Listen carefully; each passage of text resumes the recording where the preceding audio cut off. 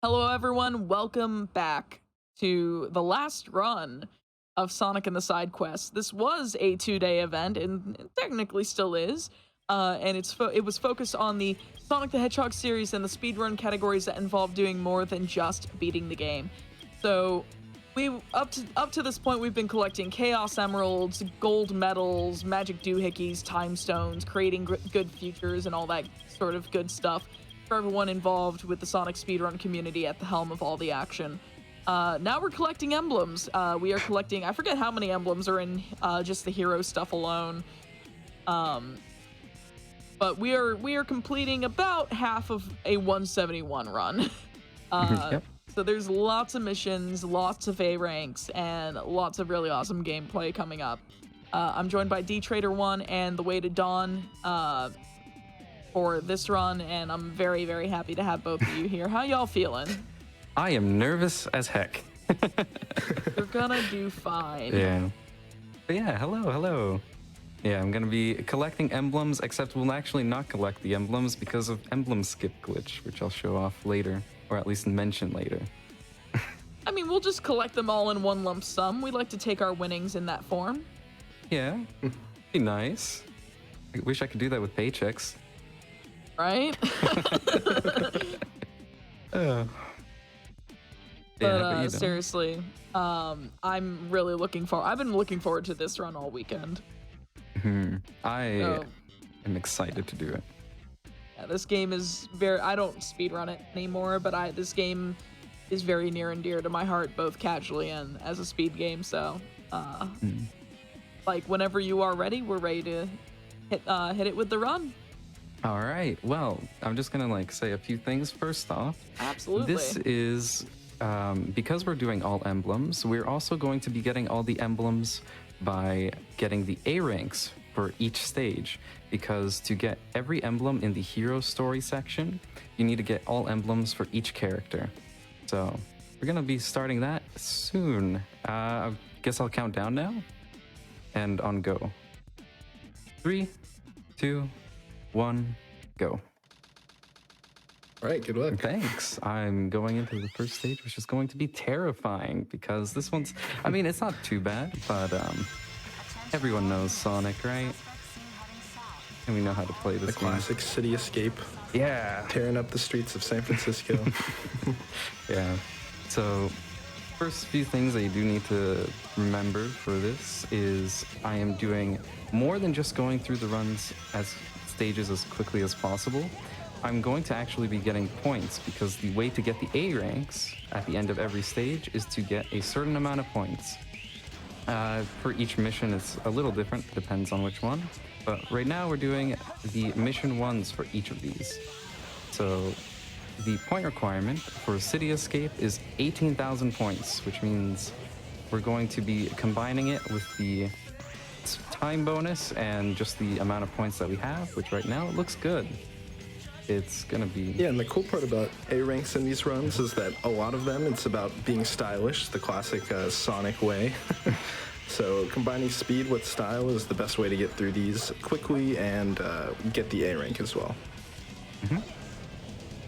A lot of them are gonna be pretty tight. If I make even a single mistake or die, we have to restart from the very beginning of that stage. So, you know, nice and not stressful while you jump over a bottomless pit. But yeah, we'll be fine. I've done this enough times. We know how to play. We're good. It is one of the most exciting parts about these runs is that, you know, there is less of the skips generally that will sometimes kill runs if you see a normal hero story or dark story run. But at the same time, as you said, small mistakes with routing to go as quick as possible can usually add up, and you'll be just slightly below the point requirement, so it is a little scary. Yeah, oh my god. It's the most scary thing is just how many times you can just be, 10, 20 points under and not get the A rank, and you just lost 2 minutes just from missing a single ring, because a ring gives you 10 points. And yeah, at least we got the A rank. And we got the A rank there, and we were quite a bit over as well. Yeah, we did good. It was just the extreme at the very end because the tricks can give variable amounts of points based on how well you did that trick. And it goes from like jammin', which is 400 points, to extreme, which is 1500. And usually I expect to get either 1000 or 1500 there, because you just have so much speed, and you have to go to a bar that you saw me go over if you were paying attention. I was on rails for Sonic. Also, we're going into Knuckles, which is just RNG. There's 5 Knuckles stages, and we're gonna have RNG 10 times throughout this run. The nice part about Knuckles stages and treasure hunting in general for A ranks is that we just have to go fast, which is, you know, what us speedrunners do best. So no big route changes or anything like that. 3-piece. This is a good set. Perfect. Actually, this was a really good set. Yeah, nice. Sub 20 by 0.1. Like when you buy stuff Perfect. in stores, they're just like, this is less than $20. Don't look at the price though. It's just yeah, that was really good. You want something like 24 seconds on average, so that's not bad at all. But yeah, that was actually one of the only stages where it's actually kind of terrifying to do the RNG stage, because there's one piece in particular that can actually make you miss the A rank, because it's the only A rank for an RNG stage that's very high point requirement at 16,000. And if you were to grab a single extra hint, you are not going to get the A rank. So you'd have to restart, and it's the only one like that. So we'll only have to do the M4 as well, and hope we don't get the hint on a railway, because then we might accidentally grab it. But we're doing good. So the nice part, or the interesting part for Tails stages is for Sonic, you know, you're doing tricks, being stylish, and that'll add up and give you points. For Tails stages, getting as many walk-ons as possible and destroying enemies will give you the points that you need for the A rank. And they also make the point requirements a lot higher because of that. Yeah, a lot higher. Except for Hidden Base, which is just really nice. Yeah, it's like surprisingly low for a mech stage. That being said, we're in Prison Lane right now, and that point requirement is 26,000, which means I need to finish in under a minute 40 and have a 16,000, or yeah, 16,800 points. So we're like almost done the stage, and we're nowhere near that point requirement, but there's a ton of points at the end, so we're good. Yeah, these A rank routes, missions and runs require a lot of quick math because of the way that the time bonus works. The longer you're in the stage, the time just counts, or your time bonus just counts down. So you have to like figure out how many points you need by the end of the stage, and also make sure you're quick enough to actually reach that point limit as well. Good. Perfect.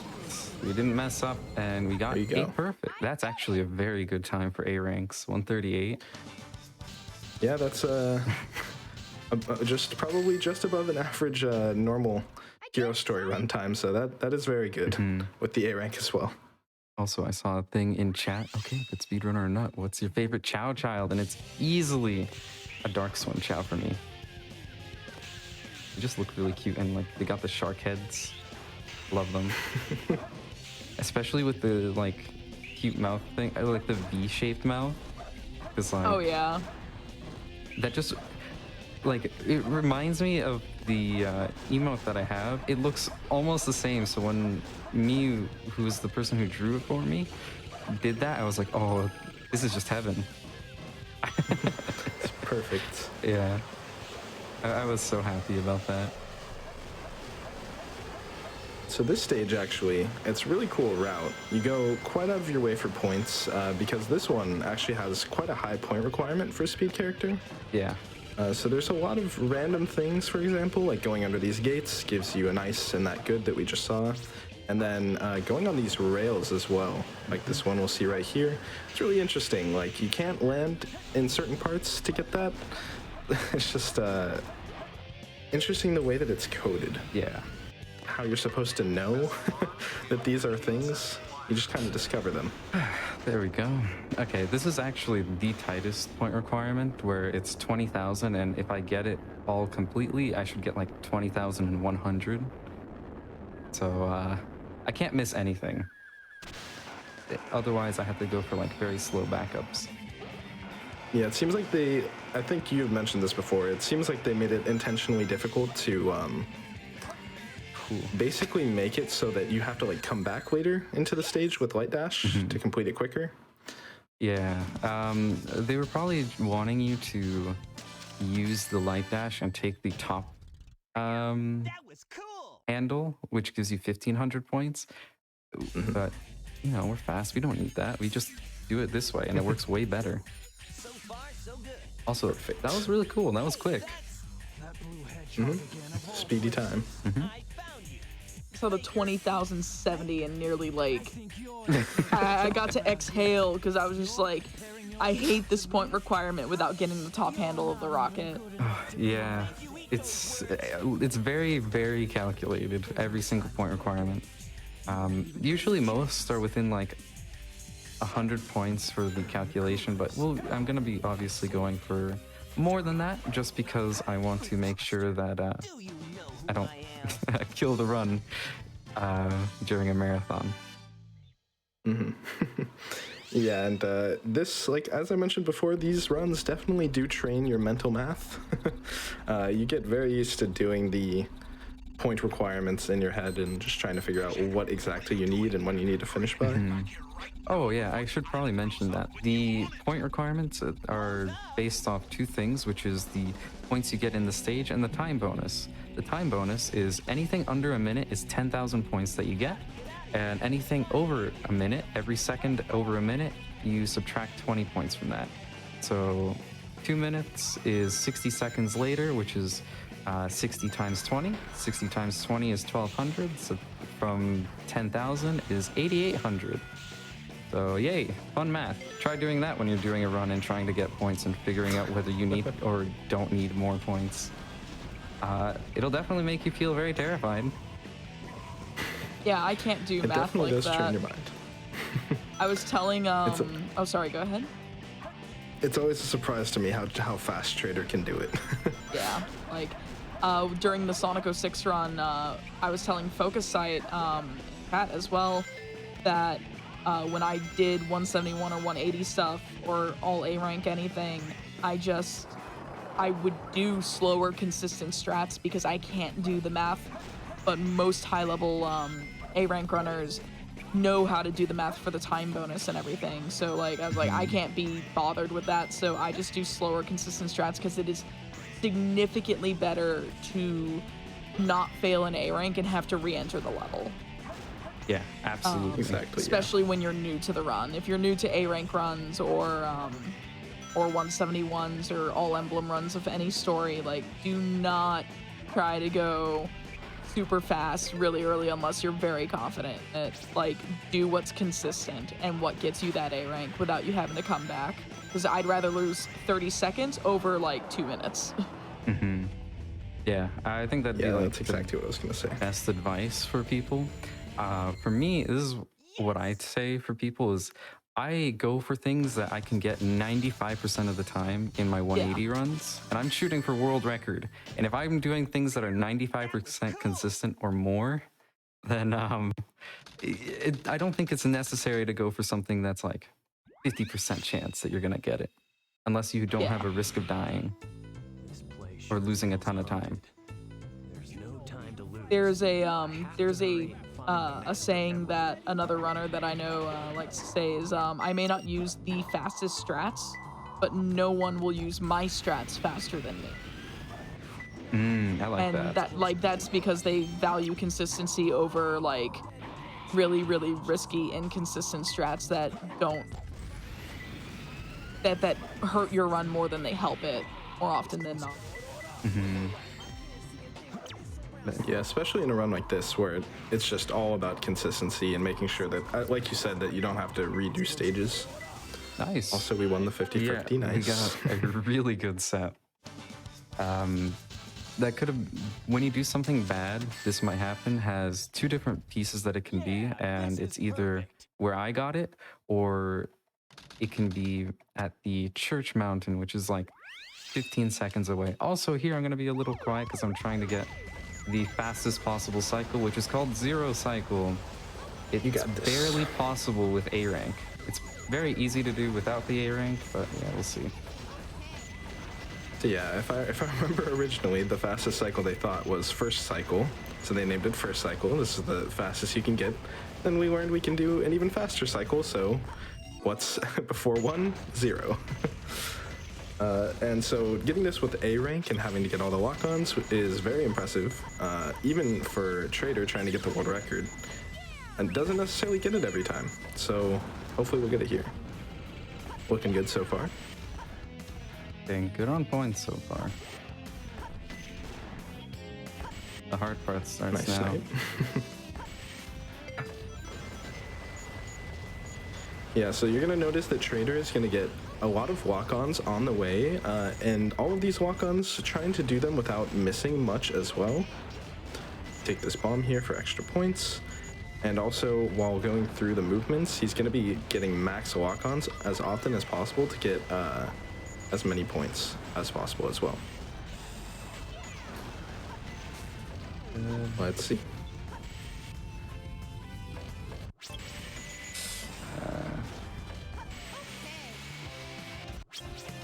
Nice! Nice. I didn't even get Good the job. hover there. Okay, that's good. You didn't need it. Alright, that is 0 cycle. That is incredibly difficult to do with the A rank, and we did it. So now we just gotta get the points. We need 16,400 points. Oh, that's a big relief. That was like... Nice job. That was really good. Yeah. Up until Thankfully here, there's a lot of enemies. Yeah, there's a lot of enemies here. Until like very, very recently, I wasn't even able to do this in my runs at all. And now I practiced this a ton, and now I can get it in runs, which feels really nice.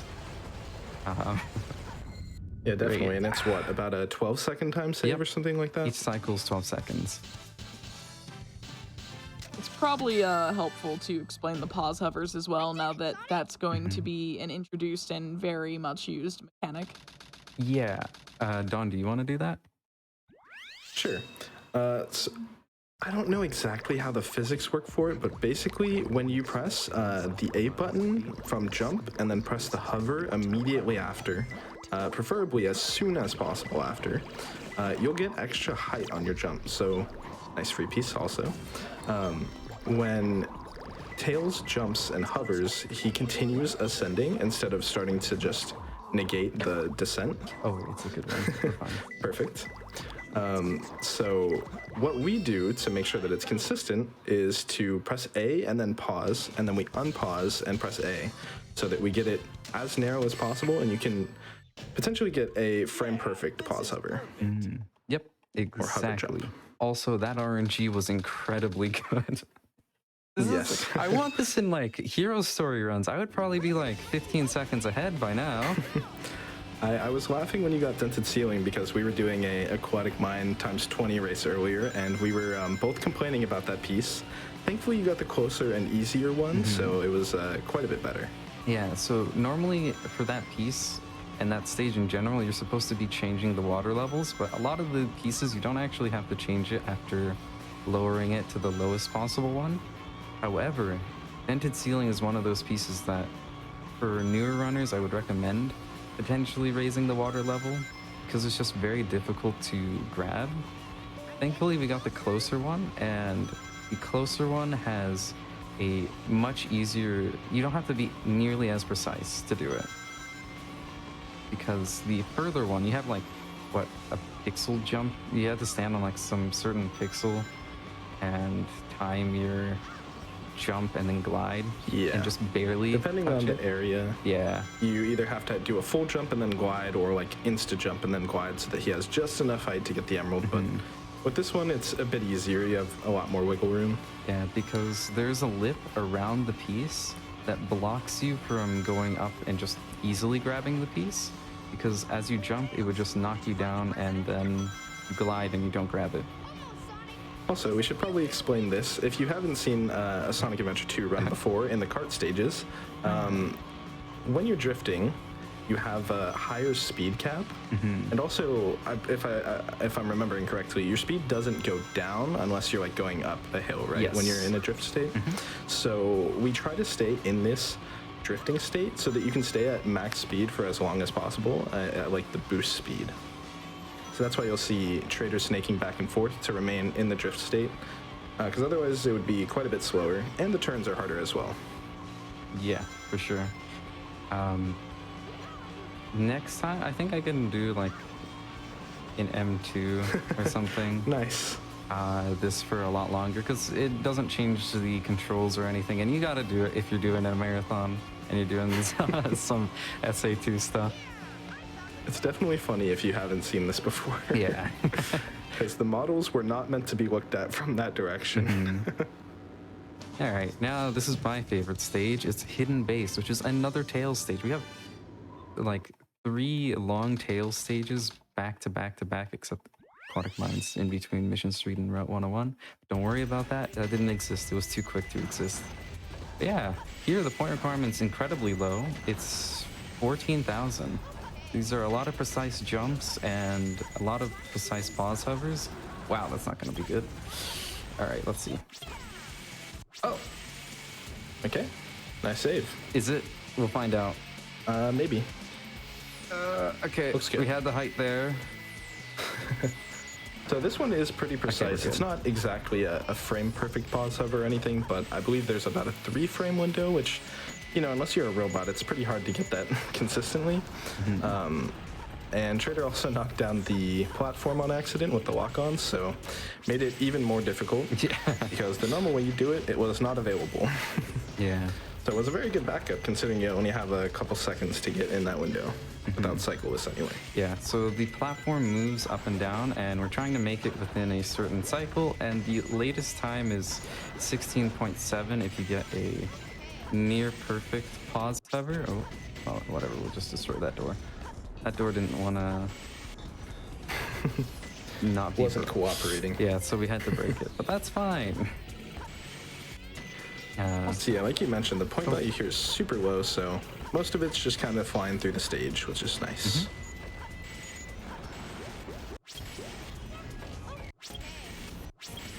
Okay, good.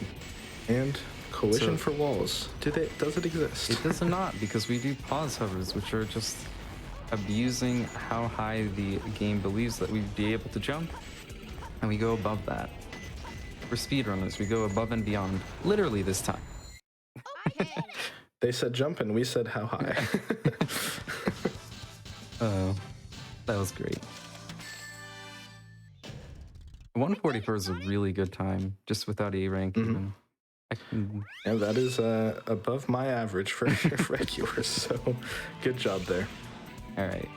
The desert stages are all, by the way, some of the most difficult stages for each character.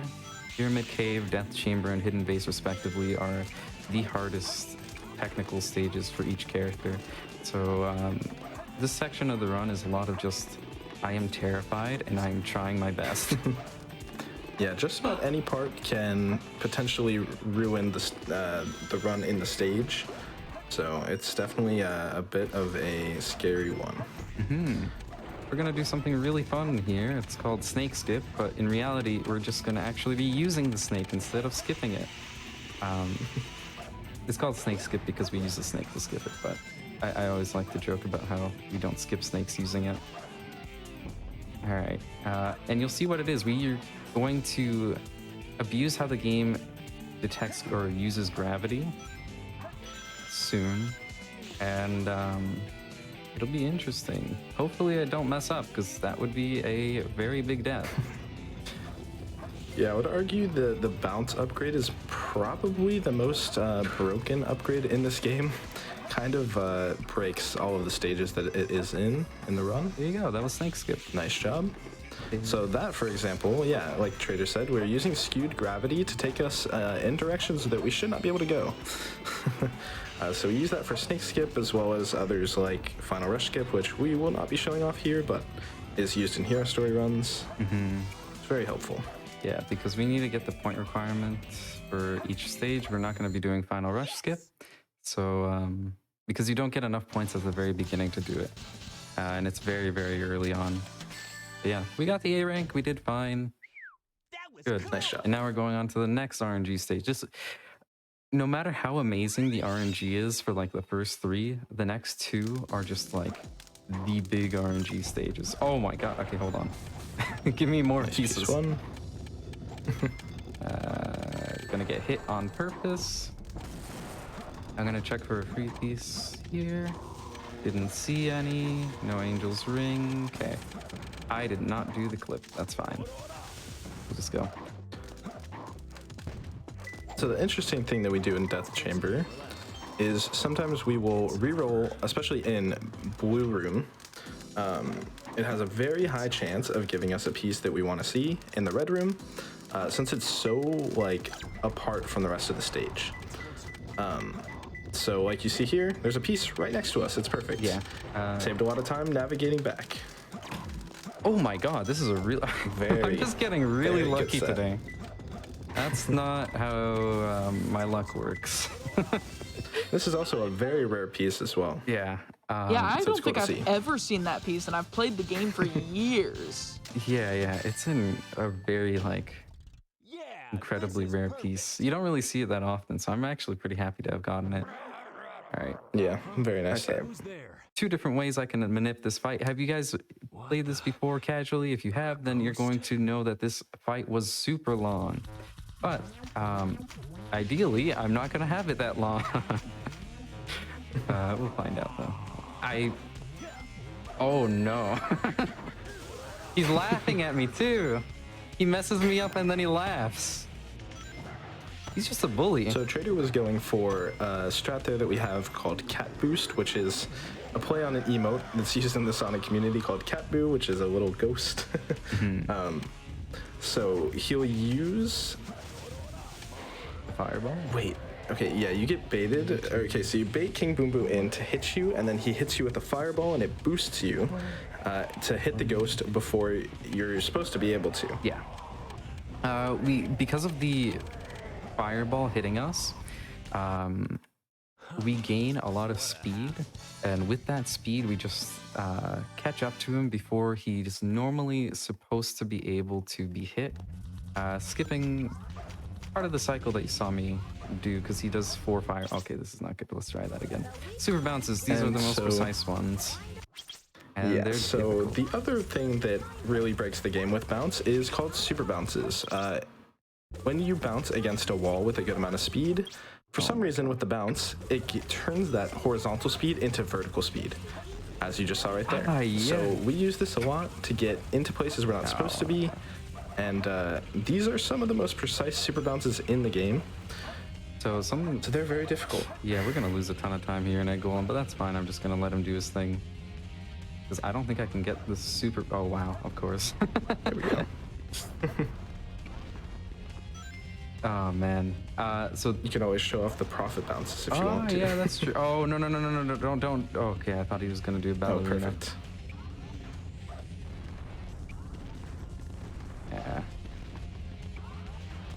Yeah, I can't do profit bounces, but I can Egg do super Golem is a bounces. jerk. Yeah, oh god. Thank you for turning around. Oh wait, you're doing this? All right, thank you. He is known to kill many runs. Yeah, so fun fact, what I was doing that was messing me up wasn't that I was doing the inputs too late, I was doing them too quick. Because we have to do 2 inputs in 5 frames, but it's a specific 5 frames. So specific 2 inputs on like specific frames. There's like different patterns that work, but I was just doing it basically instantly.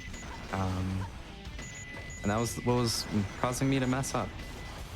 Thankfully, we only had to do the bosses once for the hero emblems, because the hero, dark, and all bosses are in their own separate section. Basically, we're going to go into the emblem results screen to see which ones we need. But it's just all these stages for each character and the hero credits as well as the name is escaping me.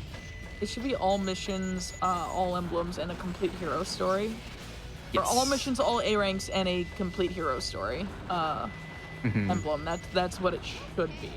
Yep, that is it. I was just forgetting all A ranks, which is funny because I'm actually just doing all of them.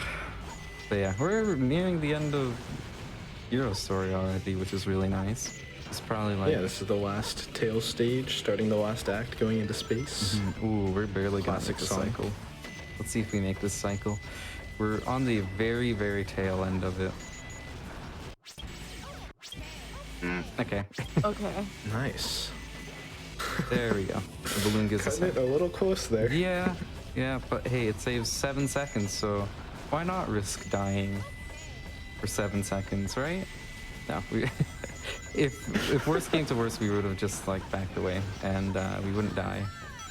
The nice part about this stage too is there's so many points that even if something like that does happen, this is one of the ones where you don't necessarily need to restart all the way to the beginning. Depending on when you die, Just because, exactly, yeah. There's just so many points everywhere. Even with the really high point requirement, there's just a lot to get. The point requirement here is 35,000 for mission 1, which is the highest in Hero Story. So we need 27,800 points, I think, and finishing in under 3 minutes, or 27,600 points and finishing in whatever. You'll figure it out. we'll see. I know can be the hard. yeah, it's this is why people didn't like it in school. I've learned now. Yeah, and trying to do a whole speed run and also do math that is changing as the seconds tick by is a little difficult. Because I think that's the thing that makes it the most difficult for the math here, is not that it's math necessarily, it's the fact that you have to predict when you're going to make it to the end of the stage and then the math, because you don't know necessarily unless you have like a very keen idea of how fast you need to be in every single section. Well, and you were plenty over points here, so Yeah. no worry about that. Yeah. We were 2,460 over, which is nice. All right, here in Meteor Herd, we're going to do something really fun. We're just not going to actually do the stage because we want to get sunglasses and look cool. And looking And cool. here's where Trader gets the IEL set and is unable to take it again. Fun fact, that did actually happen recently. Okay, that's a really bad piece one. Perfect. This is something We that you want would to see when we want to get the sunglasses. Yeah. All right, let's see. There we go, second try. Good. All right, now Nice shot. we got to do the thing. But yeah, the sunglasses will come in handy later on, but we're getting it now because it's the best time to do it. Ooh! Nice. All right, we got a free piece. There's very rarely free pieces in this stage, and we just got like the one that everyone hopes to get. So I've just been getting crazy good luck today. Like, Yeah, very good RNG in this. I think this might just be, if it weren't for the fact that I had to restart Meteor Herd, I honestly think that this would have been the, at least close to or tied with the world record for RNG times in a run. This is perfect. Like, that was just incredibly good luck. Sub 20 Wild Canyon, 32 Pumpkin Hill, 21 Aquatic Mine, a 45, 46 Death Chamber, and then like a 30 Meteor Herd. Yeah, those are some good times. I would be so happy to get that in a run. Also, this is the best fight because we don't actually do much fights. We just learn how to do handstands. As you'll see. Oh, look. Knuckles is starting to get better at them. There we go. There's the handstands. Get away from Gymnastics with Knuckles. Oh, I love them. All right. Now then, Crazy Gadget is a Sonic stage. Man, it's difficult. I'm going to be kind of terrified for this one because there's something that usually... There's one specific set of points that gives me 300 that is kind of finicky and does not like me. It's killed a lot of my runs recently, so hopefully that doesn't happen. Yeah, this is the one that, you know, playing this casually, it's very difficult with all of the gravity changing and not really knowing exactly, like, where you need to go a lot of the time. But in a speedrun, this is a very fun stage. Skipless with skips. Very interesting history for this one. Also, this is by far the most fun-looking movement stage for Sonic in a run because it's just so precise.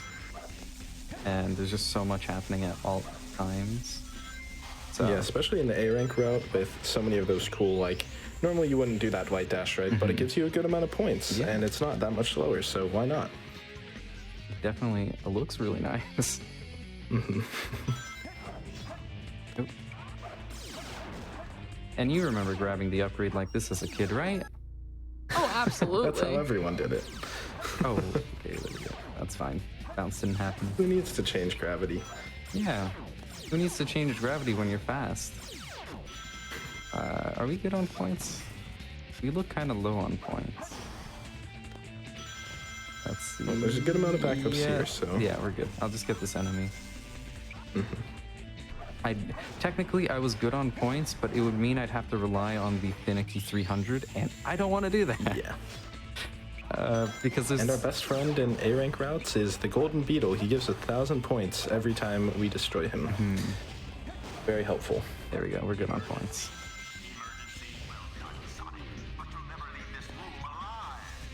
So yeah. And the infamous puzzle room skip. Good that I didn't trust the points there because I didn't get them. The 300 didn't happen. Very finicky.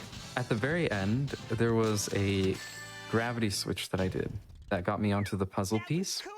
When you do that, you're supposed to get 300 points. I didn't have that. So if I had relied on it, there's almost no backup points at the end. So I would have just had to restart. So yeah, good idea not to rely on it. Here we just have the AI manip. By the way, all the boss fights are very quick because we can manip the AI in certain ways to react in very consistent ways. And with that, we finished one of the most annoying fights casually in 14 seconds. All right. Yeah, the manipulation there definitely helps, and Eggman can't figure out where to aim his laser. Yeah. Not exactly sure where Tails went. So what happens there is there's an invisible wall only for the CPU, and Eggman got stuck in it. Oh god, my jump wasn't working. That was a little scary, but we're good. But yeah, so he gets stuck in the wall, and because he gets stuck in the wall, he faces the opposite direction. He faces the direction that the wall is, and he just gets stuck in that because he's trying to go towards you, I believe, but he can't because he's just, oh god, skew gravity. We're fine. Yeah, the interesting part about this stage is there's a ton of kill planes in very random locations, like beneath that platform. So there's a lot of precise jumps you need to make sure that you don't hit those. This is by far the stage that's going to be the most terrifying because I have to do it 4 times in the most terrifying way. There's no backup. If I mess up, I die. Final Rush M5 has my number. Oh god, free cam. Yeah, Final Rush in general is a very technical stage as well that in, hero story runs, you don't usually have to play because we have a skip for that. Yeah. Oh yeah. But here, there's no way to get enough points to do the skip as well, so you have to do the whole thing. So earlier there, we did a wall run. That is by abusing the rail, the skewed gravity, and a ton of speed and mechanics of the game. So it was a combination of a lot of things that allowed for that wall run to take place. And it saves 20 seconds to get first try. And as I said earlier, Bounce is the most broken, but also, in my opinion, the coolest upgrade in the game. Allows for a lot of things like that. My dog is telling me, yes, you're at the very end of Hero's story. You can do it. Don't die. I didn't comment on it earlier, but the beginning of the things that I did early on, or like 20 seconds ago, were the most terrifying sections because I could have died, and I got them. So we didn't, and we got the A rank. I do like Nice job. Final Rush because you don't need many points at all to get the A rank. It's more just try not to die. Be speedy and hit some tricks off of the rails, and that is perfect. All right, now then, Shadow 2. This fight is very, very easy if I don't mess up. Haha. There's some random things that can mess you up, but we have a nice rhythm that kind of locks Shadow into place. Run a few times and he goes down. There we go. Good fight. Nice job. All right. And with that, we are done with Hero Story. There's going to be credits now for the next 3 minutes, which means, oh, thank God I can, like, breathe for a bit. After a lot of scary stages and difficult bosses, nice breather. This is the calm before the storm, because from here on after, there is no break, and it's just going to be basically 2 hours of just me having to do very precise things without making a mistake whatsoever. Yeah, so we do need to watch the Hero Story credits at this point to be able to get the count, like get it to count the emblem, if I'm not mistaken, correct? Yes, that is exactly correct. We won't see it because of emblem skip glitch, which I guess I never like explained, but emblem skip glitch is something that you do before the start of a run, and what it does is at the end of every stage you're supposed to get an emblem cutscene that's about 7 seconds long, and there are we're doing Hero Story. There's 16 stages, 82 emblems 88 emblems that we have, and wait, no, 85. I can do math. I promise I can do math. 85 emblems, and we'd have to watch those cutscenes, and they take 7 seconds each. I'm not doing the math for that. You guys can do it yourself. That's a lot. But yeah, over the course of a long run and every single emblem, it adds up over the course of the run. So For the people who are like, oh, the run is over, no, it's not. It's nowhere near over. We've got another just about under 2 hours left in the run because Traitor is about to go collect every emblem and every A rank in the hero side story. So the run is not over. Please don't say it is. Yeah, it's not. We've got plenty more. Yeah, every stage we just played, we're gonna visit 4 more times. Yep. So every stage has 5 missions, and we only completed the first mission of them all. I guess since we have the time, I can describe what each mission is going to be, except for the route ones. So the kart racing one, I'll let you guys know about that later. But excuse me, the ones for every other mission, the M2 is get 100 rings. The M3 is finding a lost chow somewhere within the stage. The M4 is like the M1, but you don't have checkpoints and you're on a timer. The timer doesn't matter because we're speedrunners and we're cool. But the checkpoints mean we get less points, as well as if we die, we have to go to the beginning of the stage. And then M5 is finishing it in hard mode, which is usually just them being kind of mean with the enemies and platforms, being like, oh, you remember this thing that made you live? What if we just like remove that? Oh, okay. And you don't get like any indication or warning. You're just gonna learn by failing. But remember all those points that you relied on for the A rank? Well, we moved those. Yeah. They're in different places. Have fun. I can't wait till we get to Final Rush M5 and we're gonna see the "Are you paying attention?" enemy. So that'll be fun. Yeah, some of them are definitely just like you said. They're a little mean. Yeah. They're like, if you play the stage as normal, you will regret it. Okay, so let's go into the emblem results and start City Escape. I did not mean to do it like that, but that's fine. I wanted to hit the all A ranks button at the bottom, but this is the first mission anyway, so we're good. This one is just boarding section. We need to get 70 out of the 71 rings. If not, we have to do a backup. It's actually very difficult to get this, even if I practiced a ton. Oh, nice. Oh, but I did it. It's hard to get that 20 ring capsule. Nice. Because it is really dependent on your speed and when you hit off of the ramp as well. Good. Perfect. Nice. We actually got the faster very into this. That's really nice. I didn't expect that to happen. So that's the fastest route, basically. I didn't do it the fastest way, but that is the fastest route. Here we go. All 8 rank. Now we'll be going to everything without having to menu each time. That's the wonder of that one button down there. Yeah, so this route from Meadow Harbor is very fun, very good IO, but it is a little scary. When we do it involves jumping over a pit and hoping that we get the light dash instead of the bounce. Nice job. So there, normally you're going to only have 24 rings. Here we actually have 25, or had 25 at least, which means 1 extra ring. Why is just 1 extra ring important? Well, they like to be mean, and they were going to make you have 99 rings there. So that 1 extra ring, we abused the checkpoint by doing a light dash and getting back to a checkpoint that we normally wouldn't have been able to reach without doing the setup that we did. And checkpoints, when you have 20 rings, is they give you 5 rings. It's 20 to 39. And 40 to 59 gives you 10 rings from a checkpoint. And 60 to 79 rings is 20 rings, which we're going to be using quite a bit, I feel like.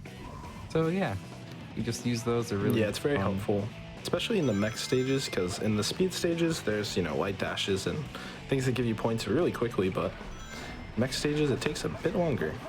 That was scary. I didn't mean to hit that enemy. I tried to do a light dash, but we're good. We got it. So far, so good. I may have just cursed myself. Anytime.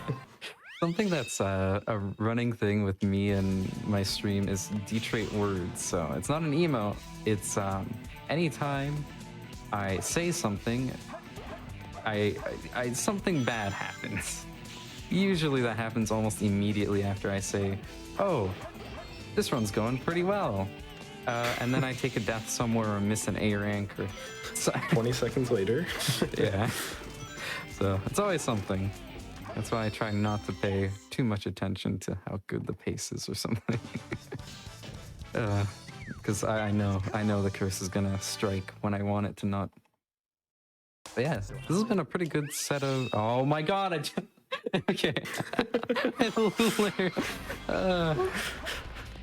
Can other people say words? Is that? Yeah. Is that available? Yeah, that is fine as long as I don't acknowledge. I'll say it for you. These have been pretty good so far. Not too much going wrong. Hopefully it'll stay this way. The nice part about M2s and M3s is they aren't very long stages depending on which one. And for the M3s as well, it's only time-based, so you don't need to have like the perfect run, unlike M4.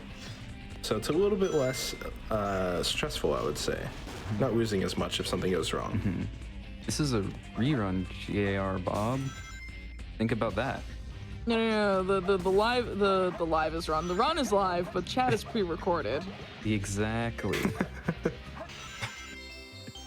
That was decent. I You got 102 rings. Oh, look at that. For Achiever over here. That's how I was like in school as well, right? All right. This one I actually need 6 out of the 8 rings on this specific rail. Let's see if I get. Okay, well I got 8 and I. All right. Didn't want to do the trick there, but we got it. So we have more than enough rings, and now we just gotta zoom and keep getting rings. There's very precise like ring routes. Usually you can miss a certain amount of rings each time. This one you can miss 2 rings and still be fine. Otherwise you have to go for backups, but backups are slow, so I don't like doing them. I'm surprised I haven't needed a backup just yet, to be honest, because we're like 15 minutes left. Yeah, this one's very difficult, and if you jump off the rail at slightly the wrong angle, you can definitely miss some of the rings that you need.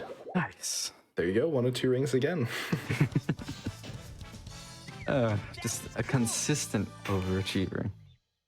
All right, now though, we finished all the M2s and we go on to M3, which is Find the Lost Chow. I definitely didn't have to read it to remember what I have to do here. time to save all of the chows that are lost in space, San Francisco, and forests for some reason. Good thing is, M2s and M3s are time-based rather than point-based, which is different than the M1s, so we get to use faster strats and just look cooler. As well as checkpoints actually being useful for M3s, because if you die, it's only the amount of time from the checkpoint rather than from the very beginning of the stage. I have never stood on that before, but, you know, things, it can happen. All right. In here, in my splits, I named this jump further past speed pad. Because it's actually a pretty annoying and difficult split here that I'm going to be doing. For the longest time, I couldn't get it consistently, so let's see if I do it. Nice, first try. And it is quite a bit more difficult than it looks. Yeah. Just gonna put that out there. Yeah. It's more than just like jumping and homing, attacking into a certain section. You have to make sure you don't tap the angle and hit the wall, because if you hit the wall, you're not going to be positioned correctly. You won't be able to clip out, and then you have to try again. As well as a certain height is necessary, as well as speed. But the speed can be made up for with doing a homing attack cancel, which is different than a normal homing attack. Basically, to do a homing attack, you are in the air and you hit A. To do a homing attack cancel, you do a homing attack and hit AB. It gives you a slight bit more distance, and we kind of abuse that right there to make this jump without actually having to use the Mystic Melody. That was cool. You can try it yourself. Yeah, if you might have thought that jump looked a little tight, it's because it was. That is not the way that you're necessarily intended to do that, but we do it anyway because we can. Exactly. This one's just gonna be liking that really nice tree stump that's gonna be to our right. So basically play the stage quickly and then do a super bounce and go to a little side area. Also, bounces are just really OP everywhere. That's the main reason people really like Sonic movement, I feel like, for speedrunners. Over like Shadow. Shadow has really cool stages and movement, but bounce.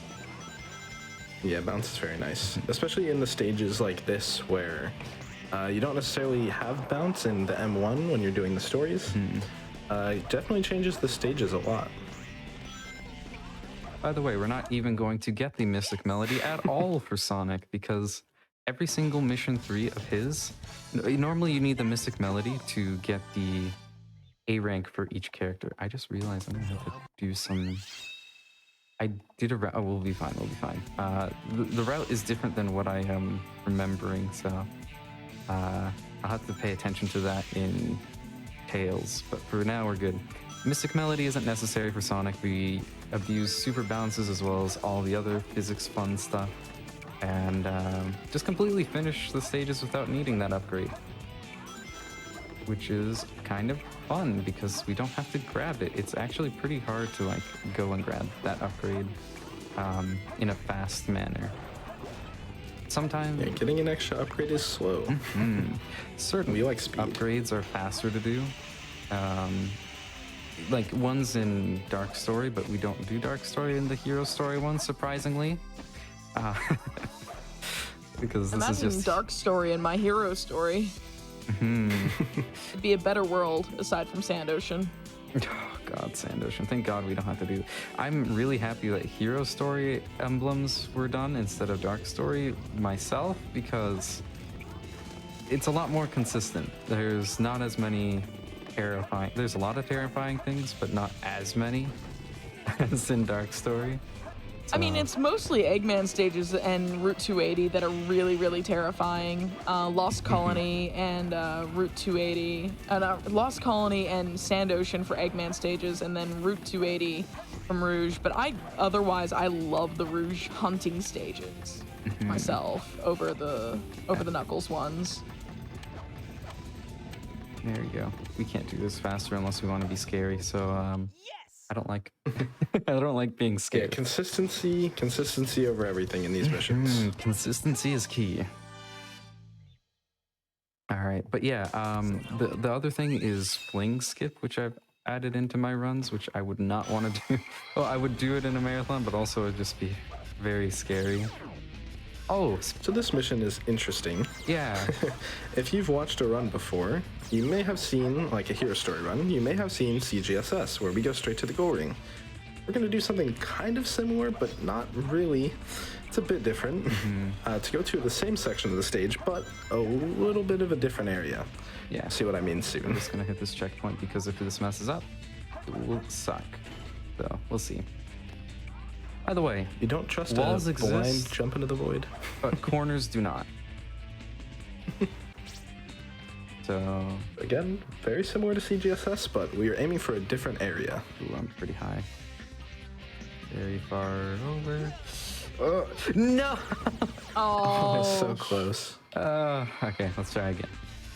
So unfortunately with this one, when we're entering the area where the chow is, there is a kill plane that we hit, but if you grab the chow before you officially die, then you still register as completing the stage.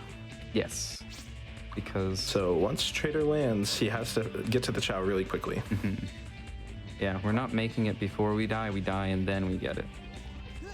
It's like doing your work as the teacher's checking whether you've done it. That's exactly it. You're just trying to finish it before they get to you. And we did it this Nice job. time. Oh, Mr. Brown won't get me in trouble this time around. We're good. All right. This one also scary. If I mess up, it's a line jump, and if I mess up, I lose 30 seconds. So we'll see how it goes. Yeah, it's definitely an interesting one. If you haven't watched one of these runs, I'm pretty confident most people did not take this route for the M3. Yeah, it's if you did as a kid, Incredible. can I be your friend? You'd probably be good at finding strats. Yeah, you probably have some cool things that no one else has found. Just keep chat reacting to my Mr. Brown comment.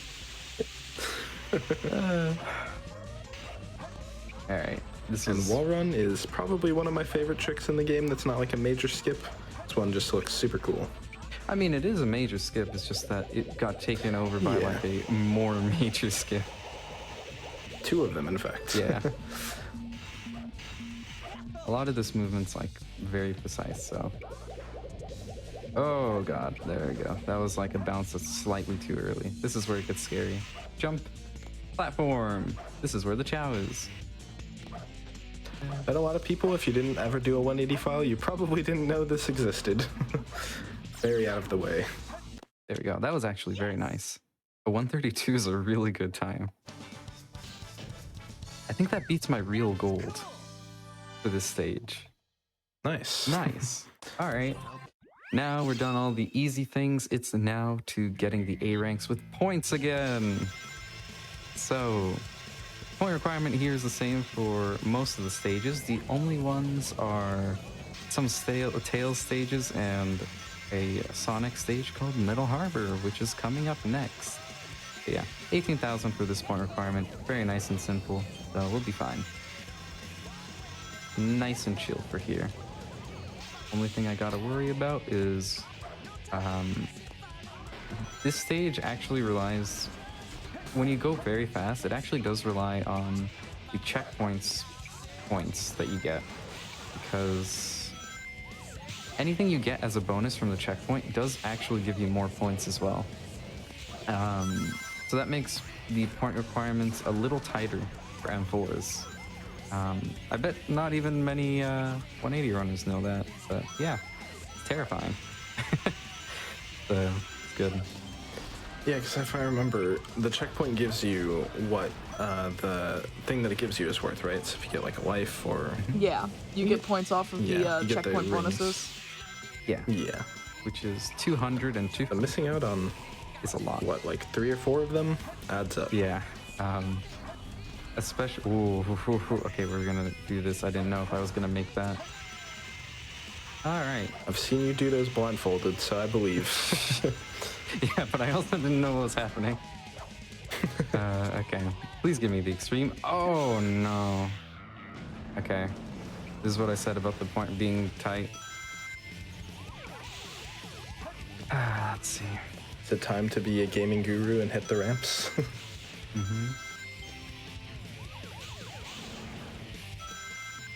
Damn. Okay. Is there any point? No, I have to restart. Damn. Okay. Yep, and now you can see how finicky and unreliable some of those points are. Like, Traitor just lost, what was that, 500 points? Yep. Because you hit the... I hit the bar. trick, Yeah, the trick bar, or whatever it's called. That. For some reason, even though it's cool, it gives you less points. Yeah. It's crazy, because, like, I was very good on points until there, and then I was suddenly, what, 200, 300 points below what I was able to need for the A rank. So now we have to do the whole thing again. Yeah, that's the unfortunate part about M1, M4, and M5 as well, is that points, if you die or anything like that, don't come back. And also, when you're at the end of the stage and you miss the A rank, you just have to do it again if you want all the A ranks. So a lot of the time it means restarting from the beginning, even if you only miss a couple of the points. Yeah. This time I went for lots of backup points. Somehow did them very You look fast. a lot better off on points already. Yeah. It's very rare to miss the extreme there, so I was really surprised when it happened. But yeah, this time, no matter what, we're getting it. Unless, well, I shouldn't say that. Okay, I'm gonna be quiet. Hold on. So yeah, for those who are wondering why we're playing on the PC version, I saw one thing, better loads. That's definitely part of it. There's also like a lot of small quality of life things in the game as well, like more hint monitors, I believe. I think over the GameCube version and the Dreamcast version, both maybe? Yep. I'm not exactly sure with GameCube to PC, but... A very apparent, immediate difference that you can see in hint monitors alone is in Meteor Herd. The very first hint monitor that everyone gets on the platform you start on doesn't exist on GameCube. Yeah. Like, when I went from running GameCube to PC back to GameCube, I got to Meteor Herd and went to, like, I just autopiloted to where that monitor is, and I was just like, wait, what? It's not there! Yeah, it's probably the most noticeable difference between GameCube and PC, other than the walls. The walls like to be a lot... Okay, hold on. I'm going to actually focus a little. The point requirement's 2,000 lower here, but you're basically over death planes at all times, so... Yeah, still one of those stages that one small misstep and you have to replay the entire stage, so very understandable. But yeah, also for the PC point with the faster loads, it's a big thing considering a lot of these categories like 180. For world record holders, it takes about 9 hours, so any bit that we can get in loads adds up as well. Yeah, there are like 200 something loads, so saving even like half a second is incredible. Yeah, even just a fraction of a second over like hundreds of loads adds up quickly. Yeah. Also, thankfully, this stage and this entire run is just like, oh, make a mistake, you gotta restart. So I definitely don't feel stressed or anything doing this. Not at all.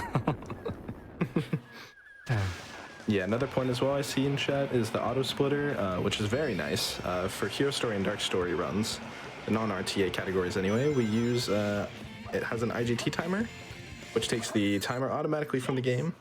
Nice time, by the way. Thanks. So that is very helpful, so we don't have to take each time and add them up individually to see what our times are. I remember when the categories were all RTA. That was something. I feel really old right now. Yeah, don't worry, I was there too. But yeah, like the biggest decision for that was just that, like, if I remember correctly, there was someone who had IGT world record but not RTA because of having worse loads. So yeah, it was Shibaki. Got world record over if mustache. I remember how Summoning Salt put it, it's like if you have IGT world record but not RTA because of your computer, like whose run is faster, really? Which I thought was a great way to put it. And something that I've learned recently that might have made that an even more interesting fact is the first time you load is a second slower than the next time you load.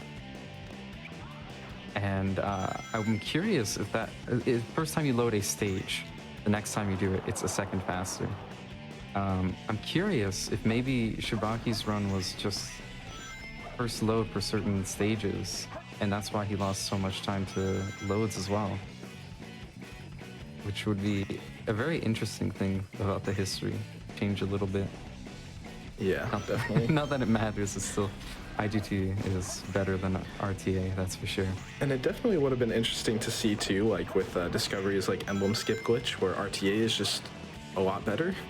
How things would have gone without an IGT timer or in-game timer. But yeah, we don't have to worry about that anymore. Yeah.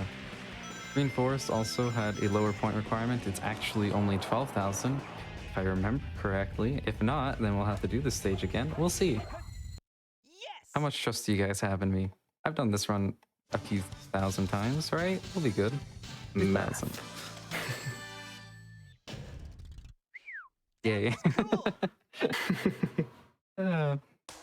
Alright, this is by far my favorite M4 to do for Sonic, because it is almost identical to what you do for just a hero story run if you do it optimally.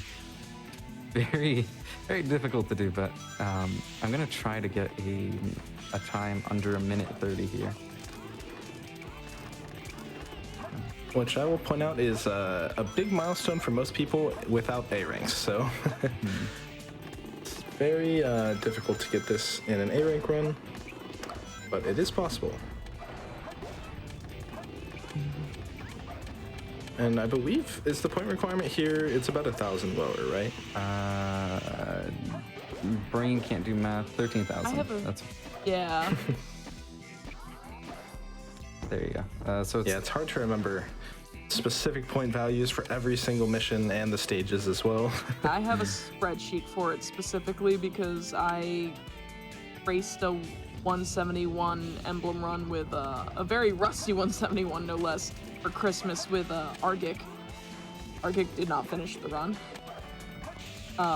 It is a very long run. It's a very long run. Like, he was like, yeah, I can totally like prep for this in a week. No, not when you haven't already done the run in the past. Like, I could run this game, but 171s are very long runs.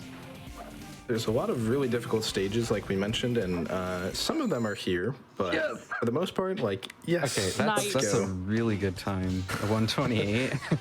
That's just a good time in general, and you also got it with the A rank, so perfect. Yeah, that is. I went out of my way to go safe with points there. I didn't want to miss the A rank, and he still got sub 130.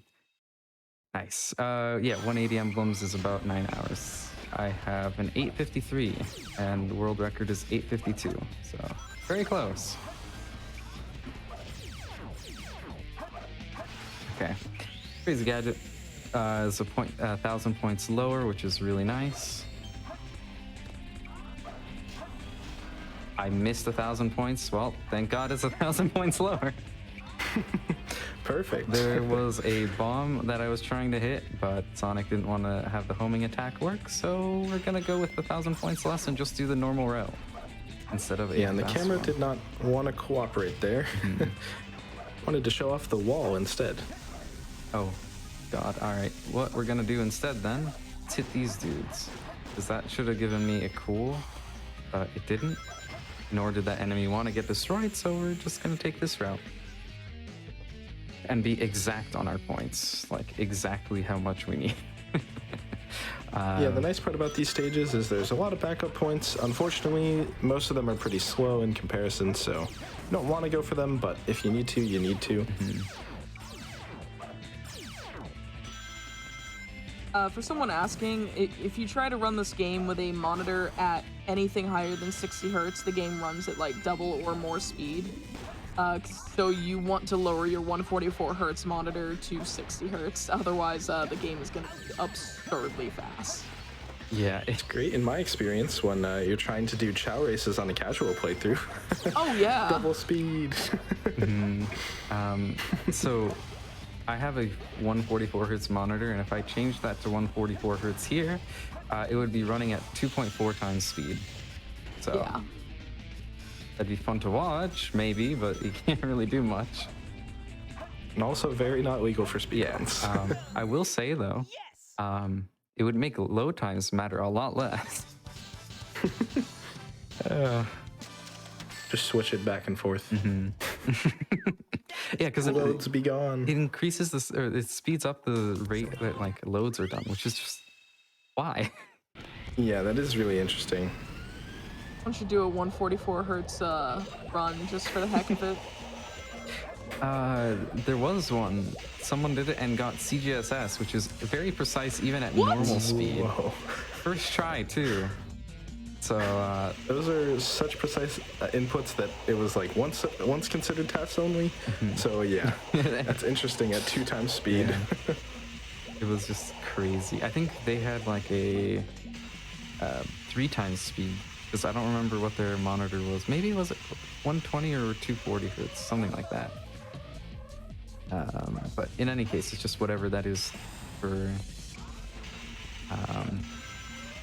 a multiple of 60. That's how fast it was running for them.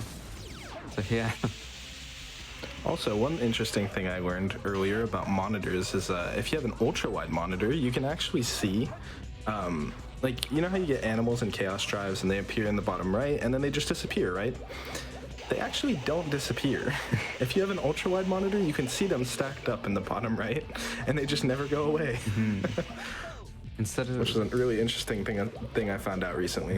instead of unloading and reloading every single time you pick up an animal, they just move it over to the side and move it back when it does it. And it was Monkey, yes, it was modified Monkey who did that at 144 hertz. Yeah, that's very impressive. That rail is probably the most terrifying rail, and if you're ever going to do a 180 emblem run, I suggest you practice the last 2 rails in Final Rush, because my average time completing this mission when I was still learning was like 7 or 8 minutes, and it was because of these rails at the very end.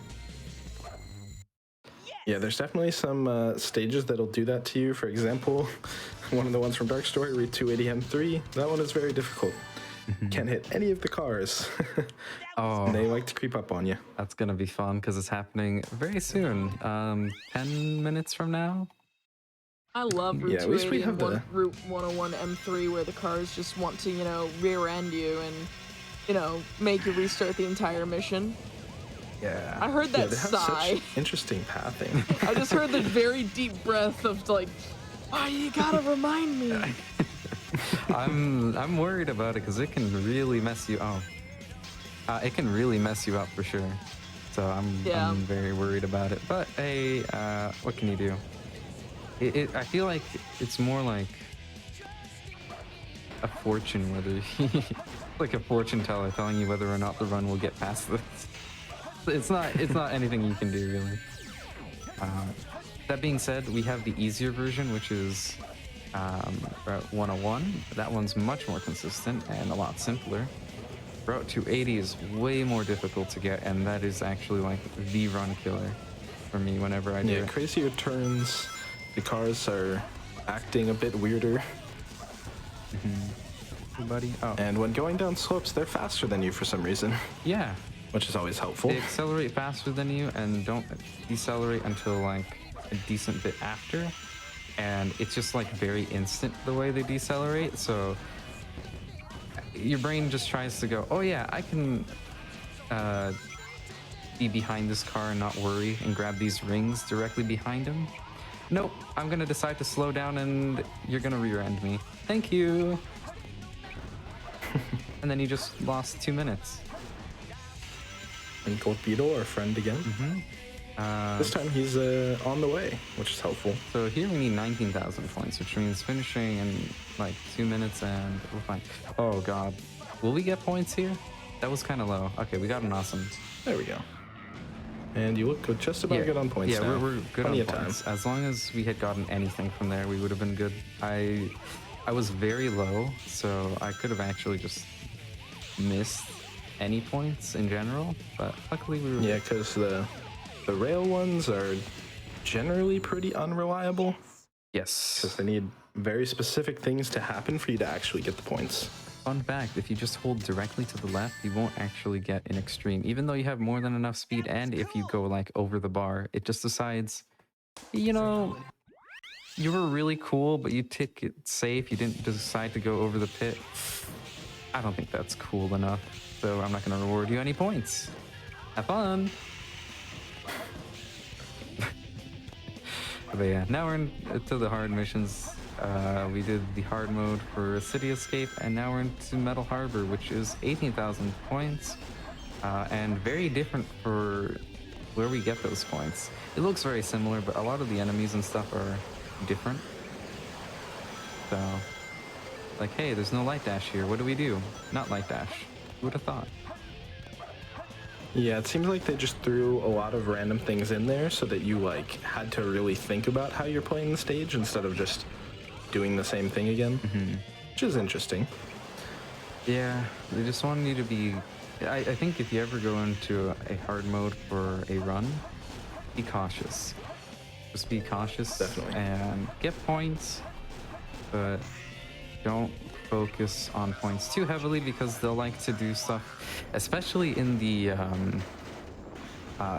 Tails and Eggman missions. They'll try to make it so that you don't get combos, which is the best way to get points. They'll try to make it so that it's like very at the end of a combo, which is 11,000 a max combo, which gives you a perfect and 2,000 points. They'll have like some kind of enemy that decides to shoot you before you get the full combo.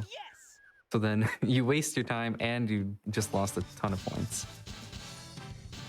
And they do that a lot. Sorry. Oh, no, you're good. For anyone who's just joining and is asking why does he have to replay so many levels, every stage has multiple missions. There are 5 missions per stage. We are collected, and they all have an emblem tied to them, as well as an A rank, because there is an emblem tied to getting all A ranks per character. So Sonic, Tails, and Knuckles are the focus of this run because it is all hero story emblems. So Traitor's going to be revisiting every single one of the hero story stages 4 more times each beyond the hero story playthrough. The normal playthrough does all of the mission 1s, and then you have to do 2, 3, and 5. And at this point, we're almost done with all of the speed character missions, so have a few more missions for Sonic, and then we'll be moving on to Tails and Knuckles after that. Yep. Oh, wait. Oh, I forgot about the steel balls. They always make me get hit, and then I die there, so... we're good. Yeah, as we mentioned with the M5 missions being kind of mean, that's a good example. Usually you just fly right through them, right? But they made sure you didn't do that. Yeah, there's a lot of things where if you aren't paying 100% attention, you can easily just make... This is basically the muscle memory destroyers. That's what M5s really are. And I think that's really good for 180 emblems because if you get too focused on your muscle memory, the stages have basically the same layout all the time. Oh, wonderful game. That was really weird. Oh, loop speed. no. Yeah, it looked fine. Yeah, I did it fine. Then they just decided to throw me off with hyper speed, apparently. I've never seen that. And yeah, so it makes you stay on your feet a lot more, pay attention to what's happening. There are some things like what just happened there, which is unavoidable. I can't really fix that even when I reacted. But yeah. Yeah, so one of the things to explain there what Traitor was doing was there's loop speed in this game so that Sonic can actually run on walls when he goes through the loops. So he'll go upside down completely and still stick to the wall. And there we try to use the loop speed going through the other side of the loop so that we can get the speed, and it's a lot faster than just landing and normally spin dashing. Fine. All right, so we lost 1,000 points because the gold beetle decided to not be hit. Thankfully, the point requirement here is pretty low, so we should still be fine even without that enemy. We need 3,000 points. It's 12,000 points for the A rank here. So 3,000 as well as finishing in under a minute 50. We're kind of close on that point requirement, which is not ideal, but we'll be fine. Yeah, the nice part is there's a lot of points to get at the end as well, so should be okay. Yeah, we'll be fine because there's going to be camera. All right. Oh no. Oh, this is being the bane of my existence right now. We were doing so well. Fine. Yeah, there's a lot of things that can go wrong in just about any stage in this run, and that is one of the best and the worst parts about this run, is that pretty much in any stage and any mission it can go wrong. Yeah. In any skip, anything pretty much. All right. Best thing to do is just not let it get to you and try again. Exactly, because in longer categories like this, there are bound to be mistakes. Yep. Most important part is just, like you said, just let it go past. It's gonna happen. Yep.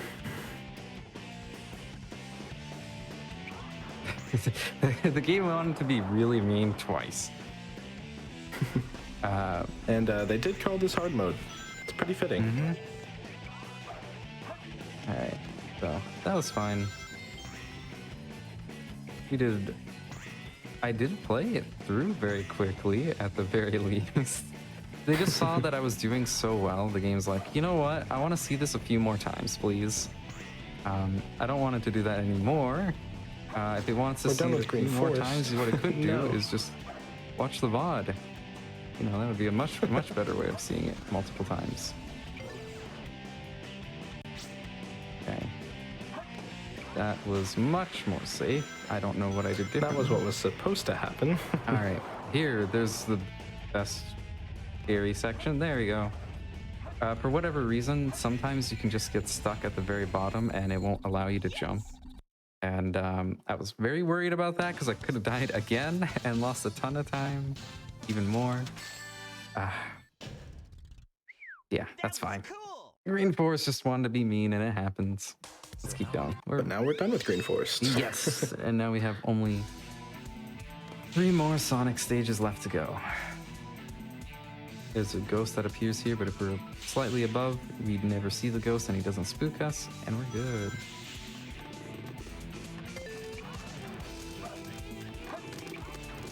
Yeah, and for this one, there's a good amount of differences, especially in the point route. Like, you'll see a lot of these big ghosts that weren't normally there in the regular route.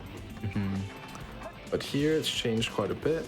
And also, we can't go for snake skip here because the snakes, they don't exist. Yes, for whatever reason, the M5s use the Dreamcast layout for the stages, and the Dreamcast layout for Pyramid Cave doesn't have these snake statues on top of the area that I was before. Oops. That's the muscle memory that I was talking about and why hard mode is good for breaking muscle memory. Because I tried to get 1,000 points there that didn't exist. Alright, good. That light dash can be mean, but we did. First try. Good. Here's where it's gonna be a little scary.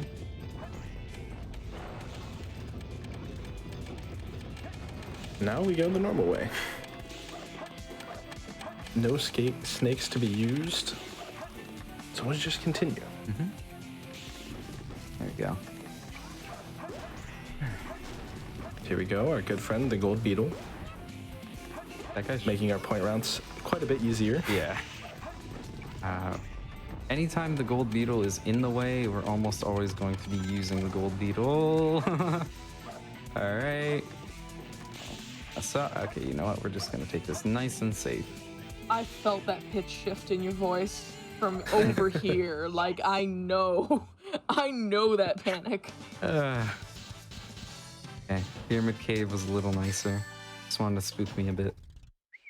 That was cool. But we're not just done yet because the next 2 stages are also very, very terrifying M5s. There's one particular thing in Crazy Gadget M5, that is most likely going to be the thing that makes me die if I die in this stage whatsoever. It's about a minute into the stage. Yeah, I will say this was one of my most played missions outside of just like learning the regular routes before my 180, because this one has a lot of moments that are just honestly, again, kind of mean. We'll show you those as we get to them, but they like to make a lot of dangerous maneuvers in the hard mode missions. I also feel like this is probably one of the most like noticeably changed stages, because like just about every section is quite a bit different. Here, for example, they knew mapping all the buttons to one button was kind of evil in a way, because we have light dash and bounce over a bottomless pit, and hopefully you get the right one. Otherwise, you got to replay the stage. All right, there we go. That was the scary thing. If that spin dash didn't work out, or I didn't get enough height, I held the wrong angle, something like that, I would have died. Thankfully, a death in Crazy Gadget M5 isn't as bad as anywhere else, because there's so many points. Crazy Gadget M5 isn't a stage like the other stages where death matters more than where you have to restart the stage if the death happens. Thankfully, it's just a stage where you just have to get more points, because there's just so many. The point requirement's 15,000 for this one, and we're already good on points. Basically already good. Yeah. And there's quite a lot that's going to happen. Well, not a lot that's going to happen, but a lot of points that we will get in general. Just for, finishing the rest of the stage. Kind of in the way. Boxes are the bane of my existence. Bounce bracelet being on B button is the bane of my existence. It's actually one of the reasons I quit Hero Story like 5 years after 5 years of running it. I was just so sick of Knuckle stages. Sonic's bounce bracelet. I was just like, give me Shadow. He doesn't pick up light dash or nothing. Yeah, I like the idea of having light dash on a completely separate button. Yeah, you had two Unfortunately, action we don't buttons, have that. and you sat there and put everything on both. Alright, This is the are you faster enemy. If we were too slow, he would have hit us. And this is the are you paying attention enemy. You didn't jump over that, you would get hit and die. Yeah, that one is like so evil, because you're just riding the rail and you shouldn't expect there to be an enemy on the rail, but there is. Yeah, that's an example of the hard mode being unfair, because unless you know he's there, you don't get to see him early. So you can't react to him, and you get hit, you fall down and die. Replayability. Alright, jumping over this enemy, you get 1,500 points extra, so now even if I mess up one of the rails, I won't have to do some kind of backup for points, which is very nice. Yeah, this one isn't too significant. I guess if you don't do wall run, it is quite a bit different in the section, but for the most part, it's relatively unchanged. Just with a couple extra enemies added in your way. Still quite a difficult mission. Yeah, for sure. Okay. Hello, dragon. Goodbye, dragon. We'll pick you up next time. Back when I started running Hero Story, I remembered I would always grab that dragon, even if it was slower. I don't know why. The good dragon. It's the dragon from outer space. Okay. It's from outer. Okay, one final difference between hard mode and normal missions is you just go straight underneath like this, because there are enemies there and a weight. And there's just like a little puzzle section there that's not that hard, but why do puzzles when you can just skip past them? This is like, I don't know why I keep referencing school, but like, it's just like, why do you have to do an exam if you can just like skip past it and be sick? Oh, sorry, I wasn't there that day. I wish if that was possible in life, I'd be really nice. All right. And again, who needs walls in a Sonic game? All right, now then, we finished all of Sonic there. Now we're doing mech stages. So these are considerably more difficult for me, but a lot more consistent. Again, for anyone who's joining, the main thing for Tails is getting big walk-on chains. Well, not exactly for this one since we're doing M2, but later on when we're doing M4 and M5, getting walk-ons and maxing out those walk-ons will give you a lot more points. So yeah, that'll be more helpful, whereas Sonic was about, you know, like grinding on rails and doing tricks. This will be more about getting walk-ons. All right, so the ring leniency for here, which is basically how many rings can I miss and still be fine with the route, is 2. We missed 1. So that checkpoint we're not going to hit because we're going to get over 60 rings, which means when we hit the checkpoint, we'll get a 20 ring bonus from the checkpoint. And that just means we can finish here way earlier than intended. There we go. All right, now then, I gotta pay attention and not do the splits on the route that I decided to do myself because they are wrong.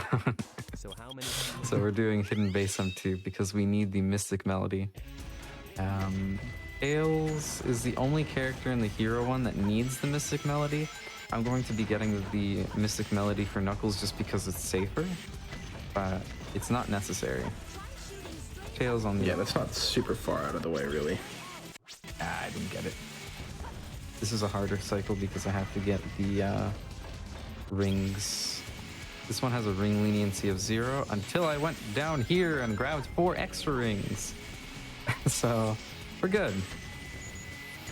Fun fact, if I'm off by even a single ring, like I'm too low for rings, and I notice it only when I got to the end, there are no rings after that section. So yeah, you do you'd like, have to take the back ring. Yeah, which is, first off, to get to the back ring, it takes 32 seconds. So that's just a huge amount of time just to get to there, and then have to get extra rings at the end. So, thankfully we have 4 rings more than we need. So even if we make a slight mistake, we'll be fine. Zoom, zoom. Yeah, and for the next stages, M2s, getting a lot of rings, the checkpoints are super helpful because in general, it kind of seems like there's a bit less rings. Oh my god. Okay. My 180 flashbacks just happened there. So, Tails shoots every time I hit B, as you can see. What does that mean? In that specific instance, I shot through the door and I destroyed a bomb that the enemy was throwing. If I had not noticed that in time, I would have gotten hit by that bomb and then I would have had to restart the stage because, yes, it decides to be wonderful like that. You have to... It's such a precise mistake to make. It's harder to make the mistake than it is to just avoid it. So I just got really unlucky there. Yeah, but if you also don't notice it, it's very easy to just jump and run into it as well. Ah, okay, fine. Hello? Hello? There we go. I forgot about that 10 ring box. Very helpful. Especially because in this stage, there's a lot of places that will try to hit you with rockets and enemies. And you have to go quite a bit through the stage to get all of the rings. Oh yeah, like you have to get to like I think the last like big climb up a slanted highway, if I'm not mistaken. If you don't get that 10 ring box, or is that still where it finishes even with that ring box? Well, fun fact, without the ring box, even with the ring box and without the ring box, if you do it casually, there's not enough rings to get the 8 rank to finish the stage without having to use the back ring. There's 99 rings in this stage. So, wow, that's so they exactly force 99. You to go back at least once, unless you know about the checkpoint abuse. Oh yeah, Yeah, and you checkpoints. have I was to- like, I've never had to really use the back ring before, and then I forgot. Oh wait, checkpoints. Yeah, because you kind of naturally will get to the point by the next checkpoint where you have enough for 20 rings. It's very helpful. Yeah. Okay, So we're slightly slow, and that's where the Mystic Melody comes in. Woohoo! This would just be like, oh well, okay, now that I messed up like that, it's probably been faster to not do it, but hey, because I had it already. Yay, we got there. Alright. That was certainly something. It wasn't that bad. Now we go on to Route 101, and I'm going to go to the right menuing place. By the way, we're going to be seeing the scariest section very, very shortly. There's about like 5 minutes before I start the route missions that are terrifying, because Route 101, M3, and M4, there's no Chow. So where do you find a lost Chow? You don't. Instead, they decided, what if we made it so that you have to avoid hitting every car? And then with M4, they decided, well, you already have to make a time limit. We're not going to make the time limit shorter. Instead, we're just going to make it so that if you try to hit a wall, you lose. Also, that was like 40 rings that I forgot. That's fine. So, M3, we have to avoid all cars. M4, we have to avoid all walls. Also, the ramps count as walls. The sides of the ramps count as walls, which I found out very unfortunately one time. There's a ramp just over there, which I'll show off later. Not by hitting it, that's for sure. So to answer a question in chat, the way the game handles A ranks, there are no S ranks in this game, just A ranks, and missions in most stages, like the driving ones aside, missions 1, 4, and 5 are all score based. They have a certain threshold you have to meet. For example, City Escape mission 1 is 18,000 points to get an A rank, whereas missions 2 and 3 are entirely time based. I think the main exception being the driving stages, because they are all entirely time based. Yeah, which is nice because speedrunning, you don't really have to worry about time. More just Yeah, we're trying to go fast anyway, Yeah. so. Exactly. we just always have that on us. All right, I'm trying to make a cycle here. Looks like we played very well, so we're most likely gonna make it. Fun fact, if you just fall directly onto this, sometimes it will clip you through the floor. I've had that happen. It's Yeah, awful. It's very fun. it is. It really is. Sounds very, very fun. Yeah, it's a very fun fact. All right, here's the. There we go. Nice job. Yeah, mess that up. There's no way to survive because I will just get hit. But we made the cycle. And made the cycle. Zoom, Perfect. zoom. And now we just shoot randomly into this I room. hope you get that. Oh, 20. that was Yeah, good. Nice. Okay. IL, Before the camera even turned. yeah, IL world record is something like 120. So that was That very was clean. very close. Yeah. Almost world record. Nice job. And it's very difficult to get, so I'm pretty happy I got that. Man, I would imagine they just shoot the capsule immediately. Yeah, and I remember practicing to try. It was like one of my favorite ILs to do.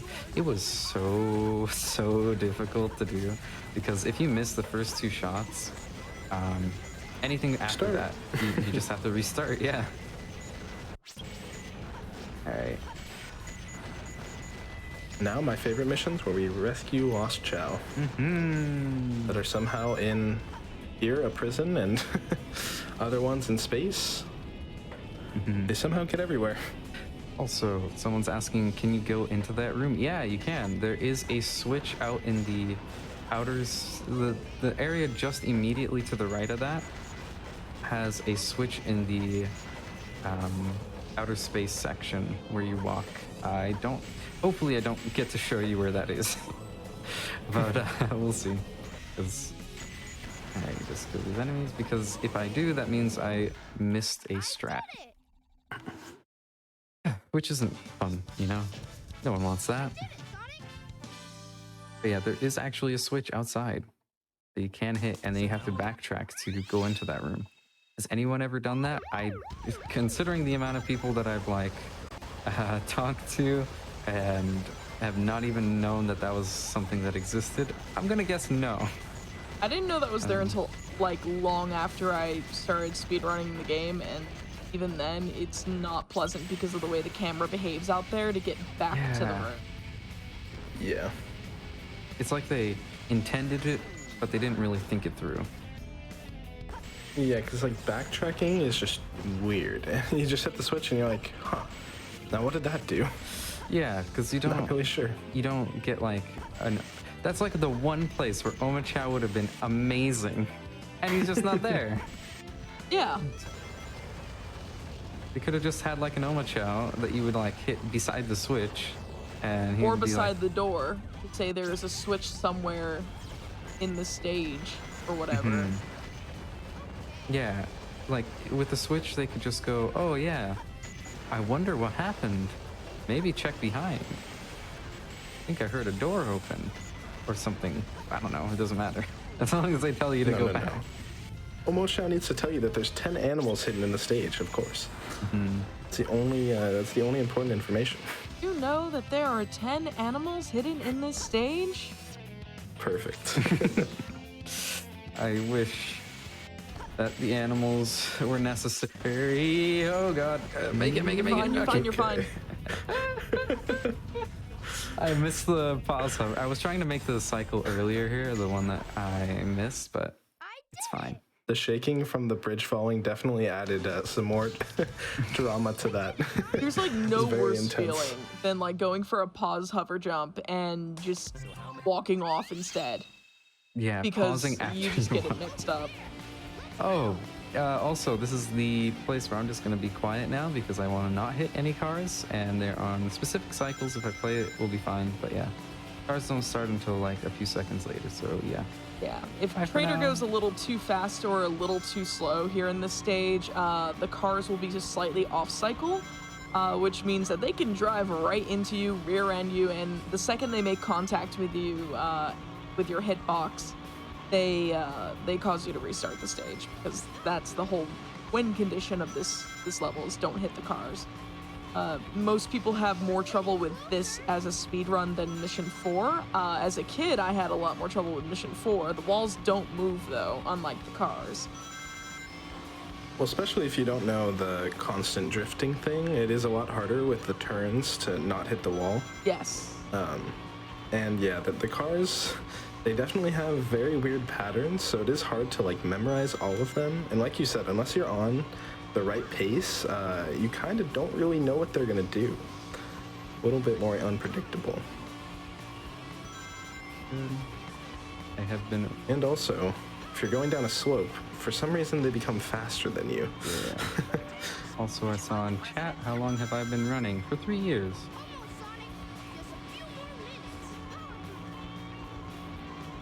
Pretty neat to All speed right, running. now some scary sections. Yeah. We got But past for the the most like part- really, really scary section. There was a cyan car, and that was the one that was scary. I think there's maybe, what, one or two more Yeah, here? this taxi, and then the black car immediately after. Cars but in the this ti- tunnels. This time we were at a good section, so the car didn't get in our way. The blue car might be bad though because of that. Yeah, I'm just gonna save my boost for after I pass him. There we go. Yeah, better to be safe and lose that half a second or whatever it is instead of running right into it, because it kind of covers the exit of that section. So if you're slow, it's just going to mess you up and you take a massive death. It's good that we didn't have that.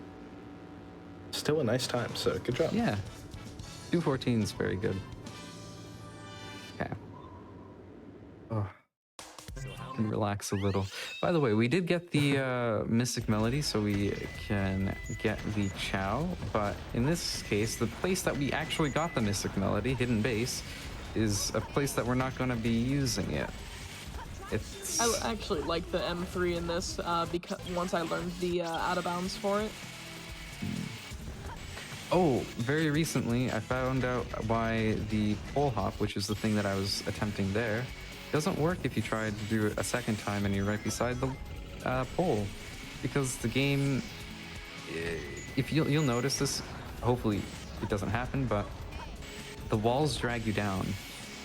And when you're doing a pause hover and trying to get height, just a slight bit extra height, while you're up against the pole, it just gets you that slight bit less height. So it's kind of counterproductive if you're beside the pole. So you have to stand slightly further away, which...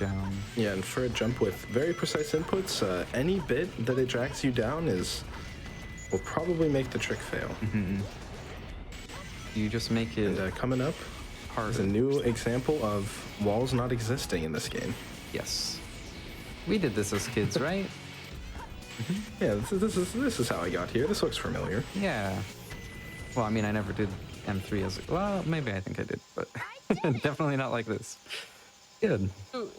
Yeah, it's pretty clear that developers were not intending or not expecting to be able to do pause hovers to get that extra bit of height, because that's just not how it's supposed to work. And what they did was, in this game, they wouldn't program collision on walls or anywhere that they thought you weren't going to go. So those are just textures that you can just phase right through. That said, just to reiterate, the reason why he's playing the same stages over and over is because they all have different missions, and he must do all of the missions and get A ranks on all of them to be able to get all the emblems. Yeah, thankfully, we don't need the Chow key. We aren't doing that part of the run. 180 memory. Okay. These platforms look like huge platforms, but they're not. Their hitboxes are really wonky because I don't really know why. They just are really wonky hitboxes for whatever reason, and anytime you want to deal with them, they will try to ruin your entire career. And if they do, I just have to quit speedrunning. So we were fine. Yeah, the platforms in these space stages are really finicky sometimes. That first They're artificial deceptively... chaos. That first artificial chaos, by the way, on the way to the Chow is a absolute trap. It's housing a dynamite pack that destroys all of the little doors that say G on them with the flashing green G. And that creates like a gravity vortex that can suck you out, and like, I don't know if I've ever seen anyone get past all the vortexes without dying. Surely it's got to be possible. Yeah, in my 180, I actually forgot about that enemy, and I almost made it through, but then the enemy in the back hit me and knocked me into the vortex. Oh. I was so close to making it.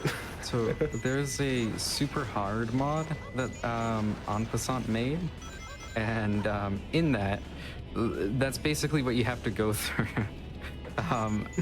That section without the doors there, so it's very, very difficult. But I mean, it makes sense. It's a super hard mod. Also, someone mentioned that the emblems are never acknowledged in the game. They are. There's an emblem cutscene every single time that you complete a stage and earn an emblem. However, we're using an emblem skip glitch that allows you to skip that cutscene, so the game for a while will say 0 out of 180 emblems. When we eventually restart the game before the last mission that we plan to do, what'll happen is it'll stop that glitch from happening. The save file will still record that we've done all these emblems, and when you do the final mission in this particular category, you suddenly will have all of the emblems you're looking for. It's a really weird thing, but it saves a lot of time. Yeah. See, I wanted to just be like, oh yeah, no, they acknowledge it. Watch, look at the emblems cutscene that's about to happen right now. But yeah, no, it is acknowledged. It's just that we decided to ignore it. Yeah, you'll see like the emblems on the emblem results screen, but if you look at the top where it actually counts the emblems, it's 0 out of 180. Yes. All right, here the point requirement's very low, which means very nice. 22,000 compared to 25,000 for the M1, because the time limit is actually pretty difficult for someone that's playing this casually. So, makes it a lot nicer for us, that's for sure. Yep, just go speedy, get some walk-ons, and you should be good. Yes. Also, yes, It's always nice when you have those. the PC version, by the way, is also, it is definitely faster than the GameCube overall, strictly for load times. You can do emblem skip glitch on GameCube. Yes. Before, it used to be a GameCube only thing, and that made it so that the loads were relatively close to PC, but when PC finally had emblem skip glitch, it just not even anywhere near the same league of load times and time in RTA. Yeah, Just because of that. Yeah, when the Tails Chow 180 emblem route was being written for GameCube by Bailey, Piner, and a few other people who ran the game back in like 2017, 2018. The Tails Chow route on GameCube with emblem skip glitch had potential to be faster than the PC run for 180 emblems at the time. However, PC emblem skip happened. That kind of threw that out the window. Yeah. It's still a really impressive run in its own right, and it's hilarious for you have to either load the demo disc for the JP version or play an entirely different game for the US version for Tails Chow. But yeah, because the Chow, ooh, holy Caution buckets. there. I've never seen it behave quite like that. So I switched to holding upright just a little late, and because of that, the game decided I'm not facing the wall. I'm not going to be able to run on that. No, it's just a random wall. So yeah, that was really fun. I only lost a few years of my life because of that. I'm awake. I've been hosting for 9.5 hours, but I'm awake. Okay, we're good. So one thing that I think we should also acknowledge, well, I guess we should talk about this first. Route 101 M4. This one, again, very difficult, but it is a little bit simpler in Route 101. Not as crazy turns, but there are a few scary sections. What was the other thing you wanted to mention? So the other thing that I noticed, I don't think we have mentioned it yet, is whistle glitch. Yes. Did we explain that? I don't think it's come up yet because Eternal Engine M4 hasn't happened. Yeah. Yes. So Trader did one whistle glitch in Mission Street. I'm not sure if anyone caught it, but since getting all the points is requiring like max lock-ons, right? Trader used it in Mission Street. So basically what you do is you do all the lock-ons, and then before you can actually release the lock-ons and destroy the enemies, you press Y and then B to activate whistle. And what this does is it takes priority over the lock-ons, and he does the whistle and cancels the lock-ons, but you still get the points for them. So you can essentially use an enemy, dynamites, whatever you can lock onto, and get extra points. Also, in Eternal Engine M4, we're gonna be doing 22 of the, well, not in M4 just itself, but like in Eternal Engine, we're gonna be doing 22 of those, and hopefully we get them all. Otherwise, oof, that's gonna be rough. M4 has a backup, M5 does not, because the safety measure that they have in M4 doesn't exist in M5 because hard mode. So we'll find out. We'll see. This is And the here are only those tight turns we were talking about. yeah, this is the only like scary section of M4 is that turn. 'Cause I've done, Yeah. for those who don't know, I've done this run and this stage, specifically Hero Story, over what, 19,000 times. So I should know how to avoid the walls, just based on muscle memory. Ooh. Okay. Well, That was Detroit words, by the way. Got I to almost, almost instantly turned into the wall on the last oh, that turn. would have been a wonderful clip, wouldn't it? I'm just saying, yeah, Detroit I've words done in this so many action. times, it won't happen. We'll be fine. But hey, it didn't happen. I am right. We got through both of them first try, so good job. Yeah, we're good. We're almost done Tails missions, and then we move on to, well, I mean, yeah, we're kind of close to the end of Tails missions, and then we'll move on to Knuckles missions, and then we'll be done. Knuckles is by far the shortest at 20 minutes for all his, like, M2 to M5. Wow. It is just... I did the exact same thing I literally said not to do by I was being gonna mention, yeah. by rubbing against the pole there. Because the pole has a hitbox, you don't want to be touching the hitbox. But for Yeah, it's weird. It like both drags you down and slows you down when you're going up as well, which is very sad. yeah, It's like the opposite of what we want. okay. That jump was a little scary, but we're fine. So here, if I remember, the points are even lower for this mission, Yes, right? it's 12,000, which means I just need to finish the stage with 3,000 points. And as you can see, we're already almost there. yep, Most of these points are just on the way. there you go. That's 3,000 points, and then we're just gonna keep getting more. Well, now it's 4,000. Wow, this is easy. I wish every A rank was like that. Yeah, it's interesting to me that Hidden Base is such a low point value because most of the mech stages are pretty high, and so this one is very much stands out from the rest of the missions. The reason they did that is because the dynamite packs don't give you points, and obviously when you're not skipping a lot of this, it's pretty hard to get the point requirement. So you have to get like a lot of combos and stuff, and there's not as many perfect combos you can get, really. So that's why. Also, that was pretty nice.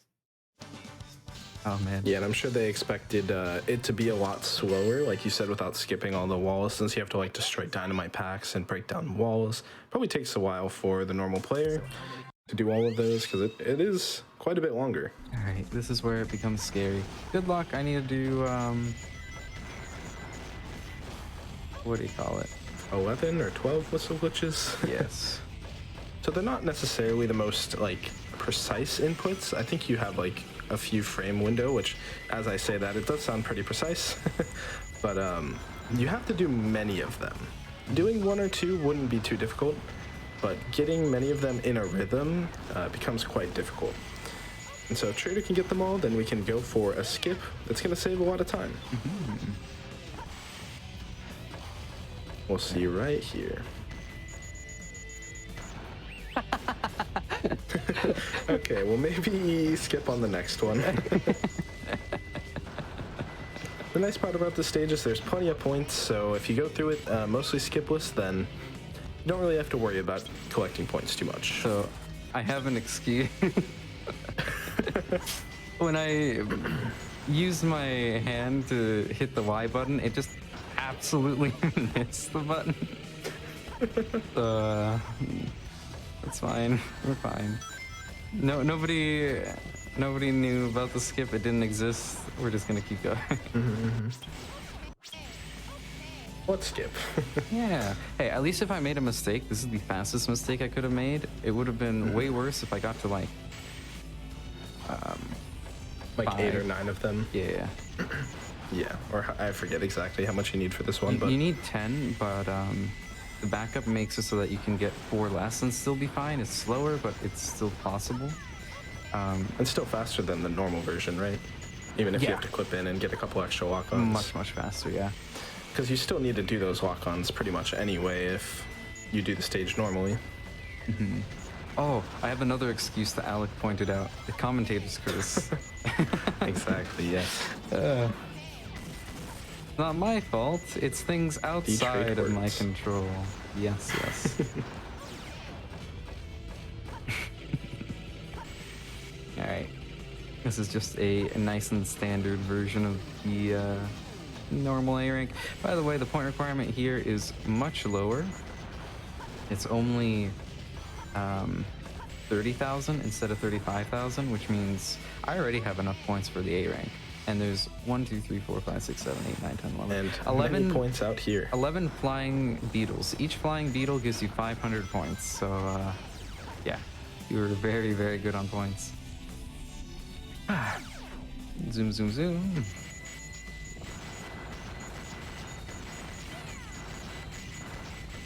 And there you go. Nice job. Nice. That was still faster than what I had in my like 180 PB. Okay. Now then, this is a stage that has caused nightmares for me. because it's very easy to die here. I did so in my latest 180 run, and I don't want to do it again. Yeah, this stage has a lot of interesting collision, in particular, like underneath weights when they're moving. It's kind of weird doing it with tails. Sometimes it'll just say, like, no, you can't walk under this, like this one in particular. There's also a ton of enemies that are dropping in your face like that, and they like to hit you, and it's very easy to die in this stage. As well as flying beetles that will shoot you off platforms like this one. I blocked the shot, but he could have just shot me down. But oh my! What the hell? Is the sound fine for you guys? I can't hear anybody. I can't hear the sound right now. You can't hear sound? Okay, something happened then. Hold on 1 second. Let's see. Should be okay. It is? Alright. I don't know. The game feels like it's running in slow motion for me. Yeah, it's still good.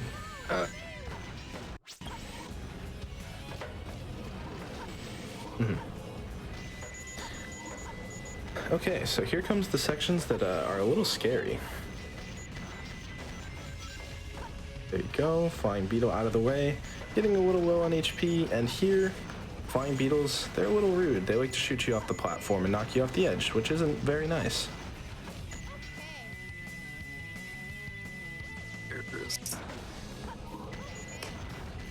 All right.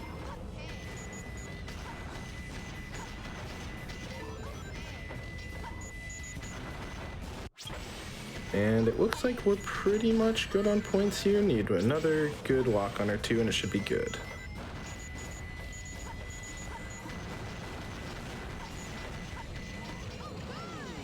All right. I did it! And looks like we got the A rank.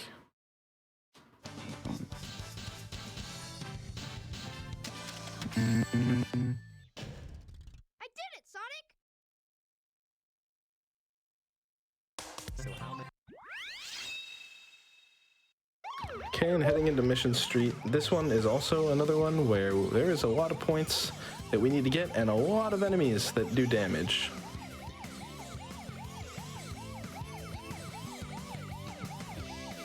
Hello, hello? Okay. Hello.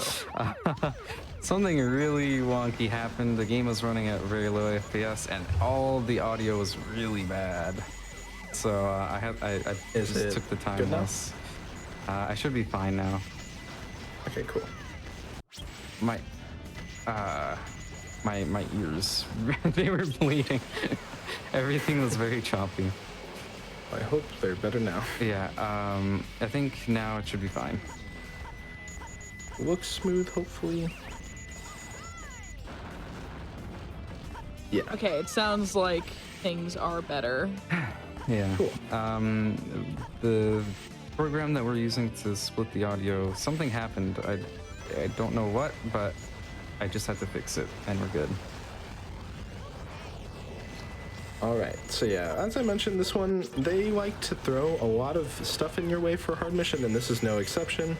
There's a lot more places you can die here, so be a little careful and precise with the walk-ons, but Traitor's done this plenty of times, should be okay. Not gonna take any risks. There we go. The walls drag you down, so if I got too close to that, I would have fallen. By the way, this is the Face Your Fears enemy. Ta-da! If you face your fears, you're never gonna get hurt. And this whole section is like that. Just keep going. Push forward and mash B and you'll never be fine. You'll always be fine. And you'll never be fine. Okay. Just keep going forward and pressing B, and you'll never be fine. You see, I sit there and try to call someone out on their typos or verbal typos, and I scuff my own words. Instant karma. Yeah, exactly. Oh, God. I'm so happy to have the sound be very clear now, to be honest. Because for like all of Prison Lane, it was just, I couldn't tell. I don't know how to like explain what it sounded like. It sounded like it was being blended through a mixer. Like, an actual Interesting. mixer. And then what came out is what I was listening to. Oh, geez, you were monitoring your mic? No. So it's just, I don't know, some really wonky stuff happened. I don't know what exactly happened, but it was very freaky. But yeah, in any case, the only time we lost here was because we stood still for like 15-ish seconds to make sure everything was good. And that you guys wouldn't have to have choppy trader for the next 30 minutes. Thankfully here for Route 101 M5, it's actually not as hard as the other ones, funny enough. It's just extra cars and less time that you have. I saw someone point this out earlier. Like, thankfully this isn't don't hit the cars and walls, because that would be the real hard mode. Yeah, I can't wait for Super Hard Mod to do that and then making me cry because I'm going to one day complete Super Hard Mod once it's like a Oh, wow. finish thing. Evil thought, have all of the cars from hard mode and you can't hit the cars and walls. I heard evil thought and I'm like, no, you don't have to continue. That sounds incredibly fun, right? Not at all. See, you're doing fine. You haven't, okay, you hit a wall right there, but that's all right. Definitely fine. No problems whatsoever. Yeah, that is the nice part about this one is mostly you'll just lose time when you hit a car here. Yeah. Which does suck in a speedrun, obviously, but at least you don't have to redo the entire stage. That car just wasted so much time and now the cycles are bad. Oh god, the cycles are bad. Yeah, it's ridiculously hard to miss all of these cars because they're all very much just in the way constantly. And there is, I would say, probably about 3 times the amount of cars as the normal missions. There's actually like one really cool fact. They still have the same cars from the normal missions, but they added a layer of, imagine like all the cars as a layer of cars, right? For Route 101 M1.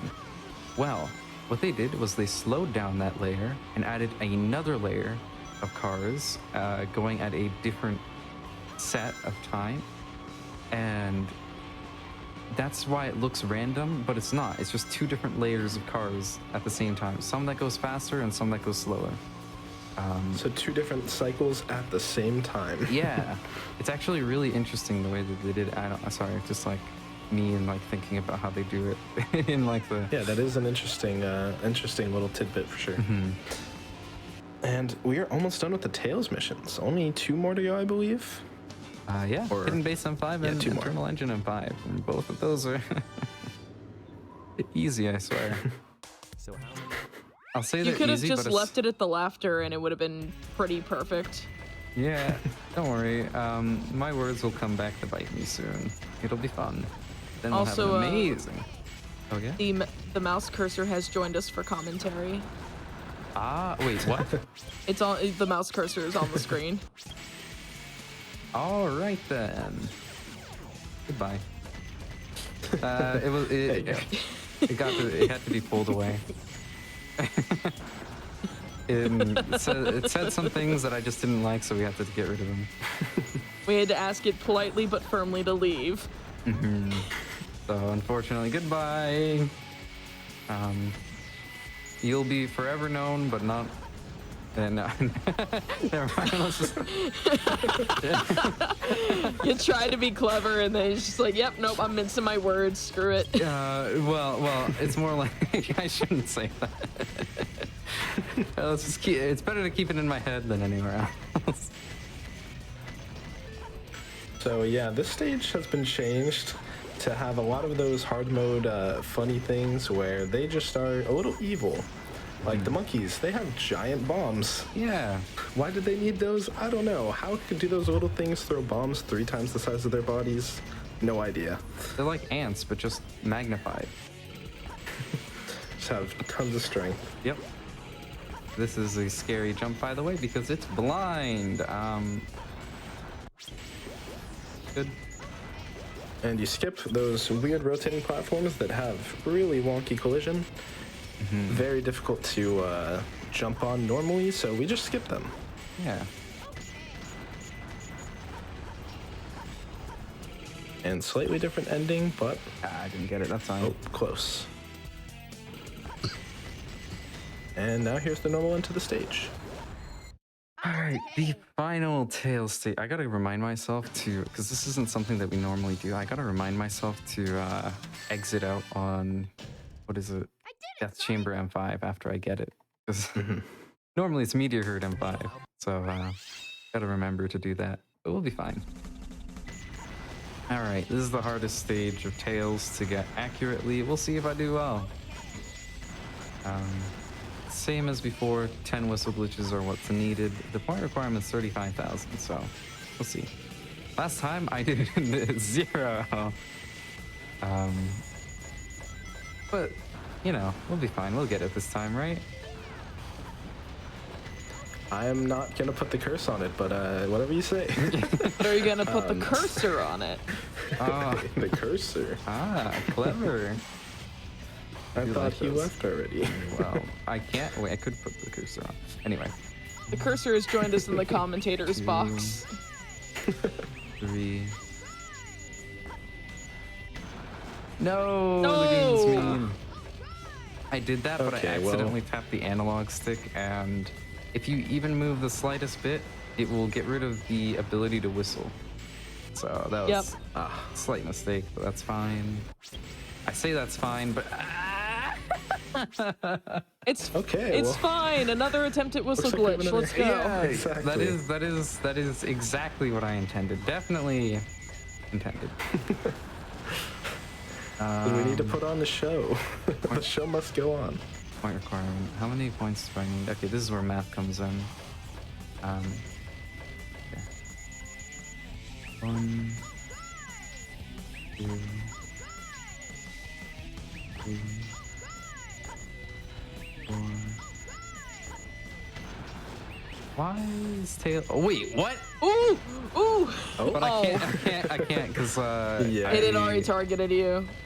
Yeah, I've never seen that. This is the first time I've exploded a bomb without actually destroying the enemy. That was Yeah, closer, that was weird. But no. So I guess we'll not be seeing EE skip. That's fine. Not necessary anyway. Yeah. It is very speedy, but it is pretty difficult. We needed at least 6,000 more points, which is 4 more whistle glitches. Actually, no. This is the other point requirement. We would need 8 more whistle glitches. So, we did not have enough points here, but that's fine.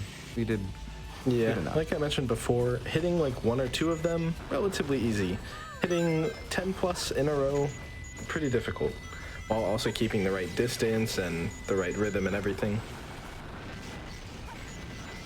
I forgot to Yeah, mention, but that switch directly underneath me, that is the one that we were talking about earlier.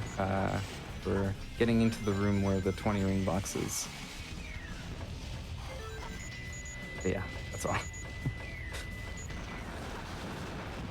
And the nice part, now that we're doing it skipless, we have a ton of points on the way, so we don't have to worry about the A rank as much this way, which is kind of nice in its own right. I actually really like skipless EE in terms of movement for some reason. Yeah, it's honestly one of my favorite for movement because Tails has some very difficult movement to do, and if you master EE, you master just all of Tails, I feel like. 'Cause you need to be good at everything that Tails has to offer here. It has tight turns, pause hovers, it has, hold on, trying not to die from enemies getting... That is actually a really important thing, to be honest, to avoid enemies and things like that. Oh, this is M5. Yeah, there's no safety net there. Yeah, I just had, that was like as close to not realizing as I could possibly get. Yeah, so for those who don't know, usually in the normal version of the stage, if you go towards the bottom, there's some air that will lift you up and you're fine. In M5, that air is not there. You just fall and it is a bottomless pit. I learned that Yeah. the hard So way. we're very close. Around Christmas time when I did my Christmas one Sony one. No. Except I'd done EE skip, and I accidentally clipped back into the main room. First, I clipped like into the main tunnel where you can fall in, and proceeded to just fall to my death. And I was very angry because I was like, "Yay! I struggled with whistle glitch, but I got it. Let's go!" And proceeded to just die and squander it all. Let's Yeah. do it again. Yeah, it's such a pain there. Also, asking about Cosmic Wall hard mode. In the hard mode, we actually do something very, very different, but there are capsules, and every frame that a capsule of those is destroyed on screen, they give 20 points every frame. There are 60 Yeah. frames a second. It's so, absurd. So we just want to destroy them as quickly as possible, and it's pretty easy to get the point requirement. Also, all right. We get 20 rings here, then we say, "Hello, Mr. Ghost, you can give us a hug." But that was a little too close, so goodbye, Mr. Ghost. And now we get 50 rings. Oh, look at that, a nice back ring. I wonder if we could ever use that for some reason. Oh, we did use it for some reason. Wonderful. Let's get that 50 rings that we just got earlier, except without a hug from Mr. Ghost. You know, times. Traitor is great to watch when you're learning 180 because of the constant narration of what's happening, and a lot of the time why it's happening as well. Yeah. Super helpful to watch. All right. Now then, 100. We're doing the 100 ring missions, by the way. That's why. No spiral upper here because why do we need extra height? We don't. Grab these rings. We're like, wow, that really cool amount of sunglasses that we have on our head. I wonder if they're useful. We have more than one, surprisingly. Is that true? No, I'm lying. My name's Traitor. What did you expect? And we clip in. Interesting. Oh, we don't clip in through here. I have been served my You just gotta go desserts. backwards. But let's get these rings anyway. They didn't like me interesting thing lying, so here- they decided to make me get punished a little, but that's fine. So the interesting thing here, in this stage, this part is actually supposed to be underwater, but since we're clipping out when we're not supposed to be in this area, there is no water. Yeah. Because why would they need to put water here when you're not supposed to be here? And I definitely didn't almost just die and have to restart that stage. It was almost instant karma, but I've learned to avoid karma. That is not, don't take that out of context. We're fine. I am. All right, and now we're on to Death Chamber M2. This one's a little scary because there's a lot of enemies that can hit you in this route. But for the most part, we should be fine. We clip out of bounds, go over to a secret room here, and what do you know? This is actually the ghost's new apartment. We're taking all his rings. He's a little mad. Please don't hurt me. Goodbye.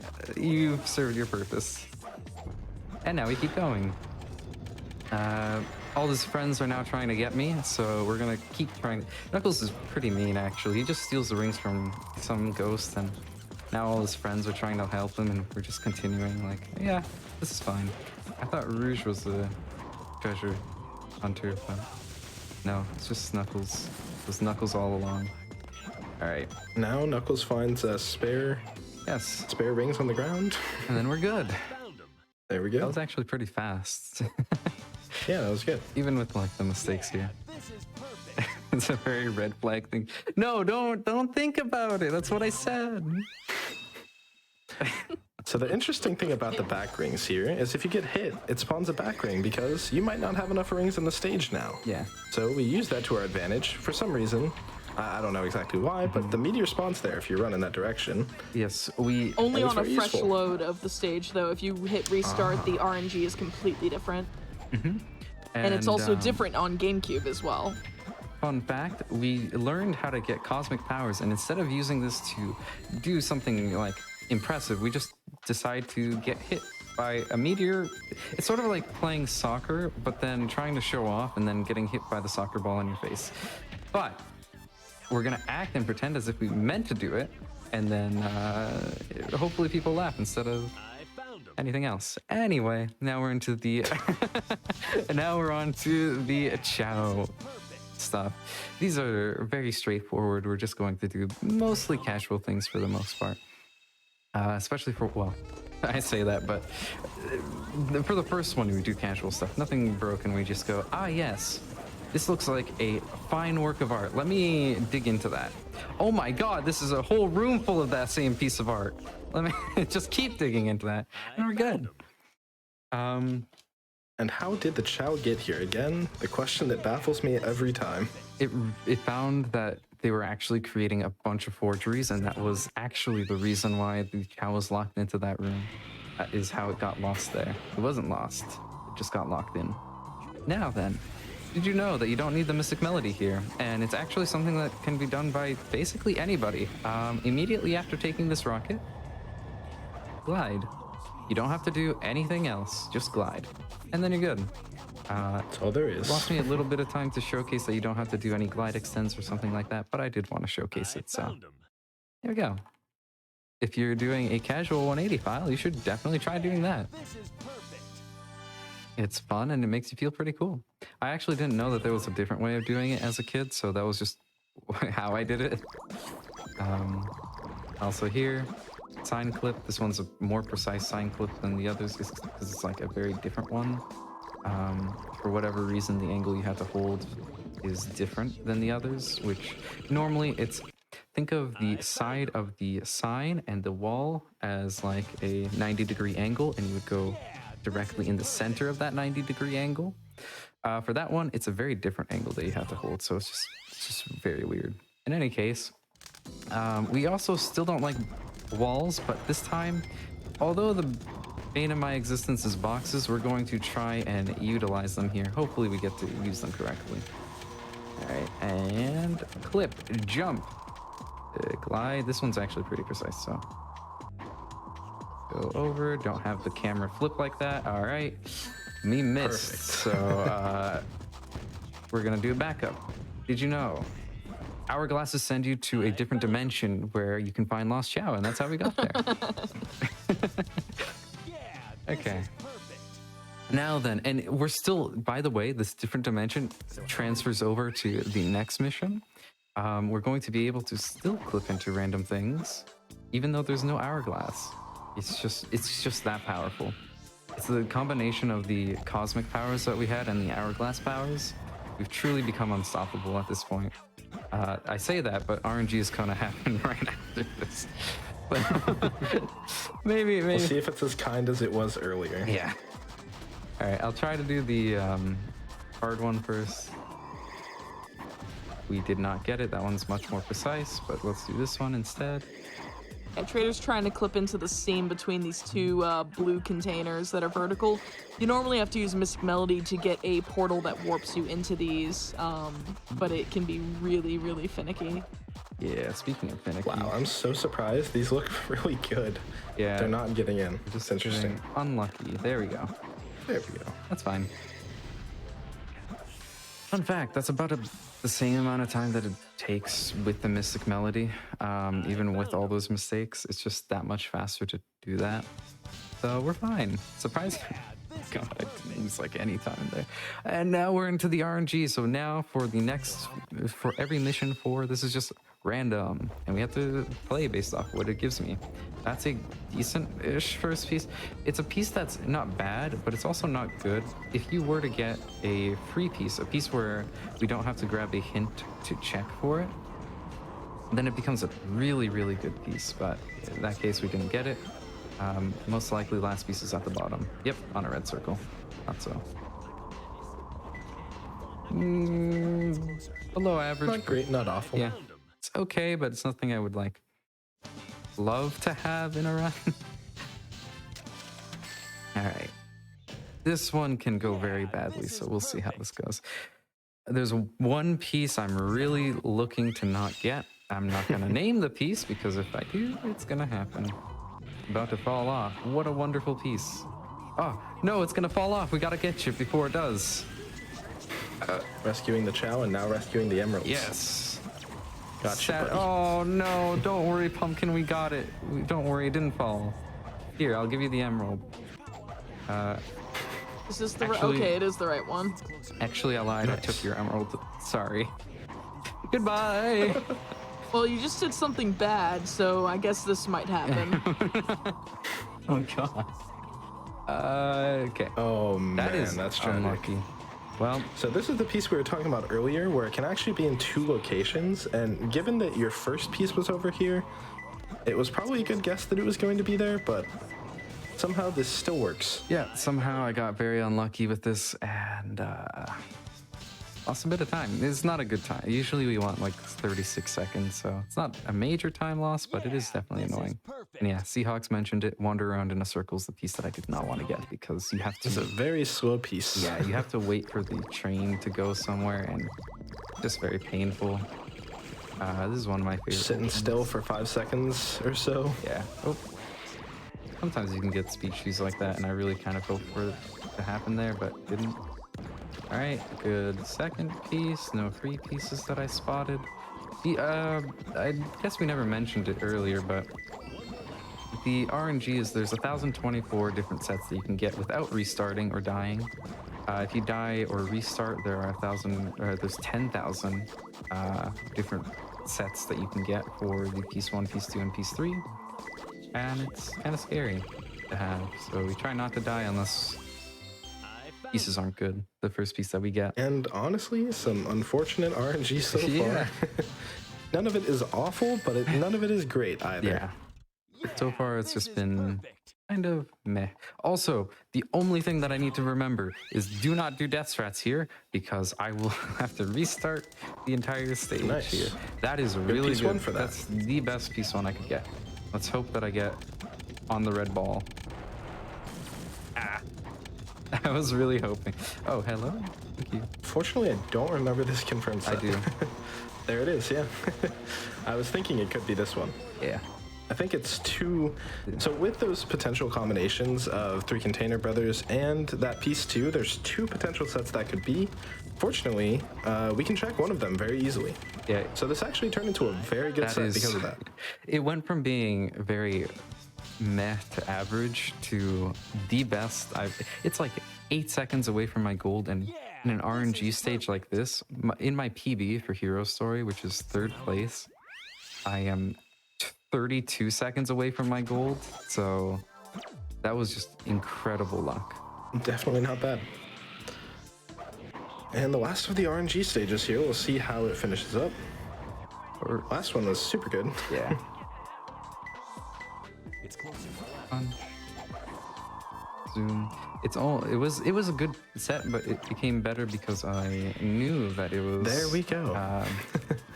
one of 2 options that I was checking. And out. here, Yeah, this the is single worst piece on the stage. yeah, this is the only piece that you have to climb up all this way, and it's just very, very slow.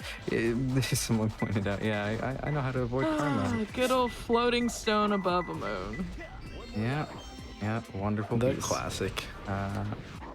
So when you did mission 1, I had half a mind to say, so Traitor, when's floating stone? And I guess I thought it Nice loud grab. enough that it hurt me. Oh no! It's like, just you wait. You'll see later. All right, we're into the hard missions. We have pieces to grab, but at least this time, there's no luck involved here. It's always going to be in the same locations. They're harder to reach locations, but we'll be able to reach them because we're good at games, right? Yes, we are. We grab the piece. And Knuckles is fighting the wind. Knuckles is apparently more powerful than the wind. He has cosmic powers. He knows how to go through dimensions, and he now knows how to fight the wind. It's closer. Nothing can stand against Knuckles. That was a very clean Wild Canyon M5. All right. This one is the most terrifying. I do not like this mission. This one gives me actual nightmares. I've had a nightmare of this stage because of how many times it's killed me. So please don't do that again. Yeah, I remember one time in particular we got here and it was just not working well with you. This enemy is powerful. Yeah. He likes to run away. Good. Also, for anyone who played this game casually, did you know you could punch those heads and stop the fire from coming out of them? Because What? I did not. Yeah. Exactly. I just did that with the left one so that I didn't have to worry about potentially it just... There is like no explanation of that, but it is a thing. I only learned this recently as well. I I was Yeah. today years old. Thank God we got that out of the way. Super helpful for this mission as Two well. more stages and then I have to close the game. This is perfect. Gotta remember that. Yeah, I was gonna say, please remember to disable emblem skip glitch. That would be unfortunate to have to do another stage or something. This one is actually really fun, by the way. You clip out of bounds, go very far down, glide, grab this piece that's down here, die. And die. Yes, then And now we're back at the top. mess up your movement because you're trying to show off. But don't worry, put on the glasses anyway and still look cool while you're doing it. Then we clip through the wall. Oh, that was actually the perfect. I've never had this happen, and it's really, Back really down to the good area. Yeah, Perfect. that was really good. because then you get to actually see where you're going. That's never happened before for me. Yeah, this is perfect. That's amazing. I want that to happen more often. I need to figure out how that happened. I'm gonna have to watch back later because that could be. Yeah, I'm thinking maybe it's because you went on the platform, but that seems too simple. I Not sure. don't know. This is pretty difficult to get the piece out of bounds. Just so people. This one in my 180. Oh god, I hate Nice. this. Good. But I was just gonna clarify that in mission 5 for all treasure hunting stages, both Knuckles and Rouge, the pieces are set. They are static and do not change. Missions 1 and 4 are RNG. Missions 5 are not. Clip Knuckles. There you go. There we go. It's close. All right, Nice. that's Okay, fine. remember Don't worry about getting to hit. reset. And now when it says saving, I will close this game. Goodbye, Sonic Adventure 2. Well, hold on. Saving. There we go. Goodbye, Sonic Adventure 2. Yeah. That's not. this is It's not Sonic Adventure. I almost closed OBS. I'm That's enjoying not the right the one. trail of mouse cursors. Okay, let's hope the game opens for the first time. First try. You have Okay, to good. reshare on Discord, by the way. Oh, okay, yeah. It's crashing, so it's fine. This game is wonderful and Yeah, likes to SAT. crash. Yeah, once you get it Likes to do a not thing where crash. it doesn't start. This is in the speedrun, by the way. And Yeah, it's just luck. you have to hope to God it doesn't crash. No. I remember watching Talon lose a world record of 180 to the game just not opening. It was great. It was like 13 crashes in a row. And by it was great, I mean it was genuinely heartbreaking. Okay, please. See, Knuckles hates. We hate the Knuckles RNG, but Okay. this is the worst There RNG. you go. I'll share the screen for the final mission. Oh no, we're gonna be barely overestimated. No. We'll see. We'll see. It's cutting it very close, but I'll try my best. Yeah. I'm gonna blame it on the crashes. Yeah. Honestly, though, almost perfect. Oh no. Oh no! All right, it's These based on. meteors or the rocks or whatever, Yeah. So they just fly if you slightly in the wrong position. yeah. So they're position based for when you punch, rather than it's position and speed, but position matters most. So yeah. If you're very close to the rock when you punch, it gets that insane amount of speed that you saw with that unfortunate punch that I had. So it's fine. So the reason why we had to close the game was to disable emblem skip glitch, so that the game would actually count all of the emblems that Trader has gotten up to this point. Which We're doing time on the emblems, right? Yep. Yes. That's coming up. Yeah, we'll see. It'll be just after this. I'll say it. It's pretty close. Almost there. Yeah, this is perfect. And time. Yay! Look at that. GG. Oh, 84. All GG. right. And I'm entirely Absolutely blaming. underestimate. I was underestimate if the game was nice. And didn't like take 3 or 4 attempts to open. But yeah, then we get all these congratulations because they were just piled up from the ESG. But we don't get. I want. If I have time, am I able to show something? You are the last round of the night, so what do you want to show? I want to show the thing that you get for all emblems, which is Green Hill Zone. Oh We yeah, didn't get to do it, but celebratory Green Hill Zone. yes, we'll do Green Hill Zone, and not only that, we'll get the A rank in Green Hill Zone. Anytime I do a 180, I try to finish with this. just because it's pretty fun to watch, and I've learned like a very optimal route for it. So before there used to not really be a route, and it was pretty hard to get the A rank. But ever since like Sora helped me out, we found some cool stuff out. So hopefully I get Yeah, it. so the nice part here with invincibility, we don't really get to show it off too much with Sonic, but here we do. You actually get double points from everything that you get. So all of these rings right here, Sorry all for of the those loud. are double points. Yeah. Yeah, Mega should have given a ring. noise warning. Yeah, I forgot about that. Collecting so many stacking sound effects. And Nice job. just like Perfect. that, you get the A rank in less than 40 seconds. Ta-da! Nice job. Okay, that was fun. Thanks everybody for watching. Yeah, that was a great run, honestly, and also thank you for showing Green Hill off because chat kept asking for it throughout the run. Like, does he show Green Hill, etc. Green Hill doesn't have any missions, as you can see here in stage select. It is not tracked. If you select the stage, it will just load it immediately. Whereas Yeah. like everywhere else has, you know, the missions and emblems showing. But yeah, like that is all Hero Story emblems from Sonic Adventure 2. You get Green Hill Zone if you do all 180 emblems, which is Hero Story and last, along with Boss Rush and Kart Racing and Chow World. So definitely like a really, really cool run, and I'm really glad that like you originally submitted 171. I was like, Trader, I can't Yeah. fit that. Can we do Hero? Yeah, I was like, 171's a little long.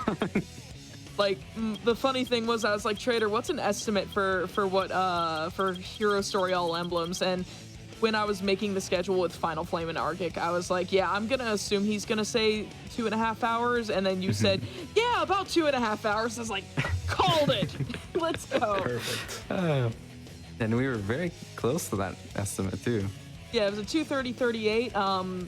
Estimate was totally 2:30:39. I don't know what anyone else is talking about. We were Exactly. totally underestimate. But in all seriousness, like, do you have any shout outs? Where can people find you and all that sort of stuff? All I have really is just Twitch. It's dtraitor1. HTTPS dtraitor1. Yeah, I'll just type in chat. Hello, everybody. Hello. I don't know how to spell, but don't worry about that. You will get timed out if you do a link, so don't do that. I did. Yeah. No, don't worry. Just said hi. Yeah. Click and follow Trader and Dawn as And well. Dawn Dawn. just started learning 180, I think, right? Yeah. Yeah, Trader showed me the ropes, and I just did my first 180. I think at the beginning, yeah, it was like about a week ago at this point. Yeah. I'll be doing more in the future, so that should be fun. Yeah, you got a really respectable first run, which was like 11 hours and 15 minutes or something like that. Yes. Yeah, that's a really good fun time run. for the first run. But yeah, I think that's all. Yeah. Awesome. I'm really, really glad to have you on board for the finale of Sonic and the Side Quest. This has been awesome. I want to thank everyone who submitted runs, even if you didn't get into the schedule. I had a limited time I could fill, and with adding 3D games to the mix for the first time since Sonic and the Shiny thing, because that was all 2D games. This is all three. This included 3D games, and it was very nice. And I'm really, really happy that SA2 got to be shown in some capacity. So it's a fantastic speed game, honestly. But that said, thank you to Tech for trolling me and also supporting the event by being there to put it on. Without Railcoon and Richard, this wouldn't have happened. And also thank you to Argic and Final Flame for helping me sort through the submissions that I got and being the foil to my bad ideas. I was like, oh yeah, I want to have these, and these in the schedule, and it's like, you can't do that, Amber. It doesn't work. Like, that's too many hours. But and all the commentators and all the people who were like really awesome about getting their tech checks done and all that stuff, like, y'all were absolutely heckin' awesome. But unfortunately, all good things must come to an end. Sonic and the Side Quest is now you can consider it over. It's been you can catch the VODs. They will be up on YouTube. You can catch the VODs for Sonic and the Shiny things from last year as well on the GDQ YouTube. But I do have a few announcements before we just wrap up. We're gonna be sending y'all over to raid someone in just a moment after a break. But so make sure you give everyone or whoever we're raiding, give them your energy. But as a reminder, SGDQ 2021 online is happening. It is happening in July from the 4th to the 11th of July. Game submissions closed already, but you can view the public submissions. What are you doing, Trader? My God.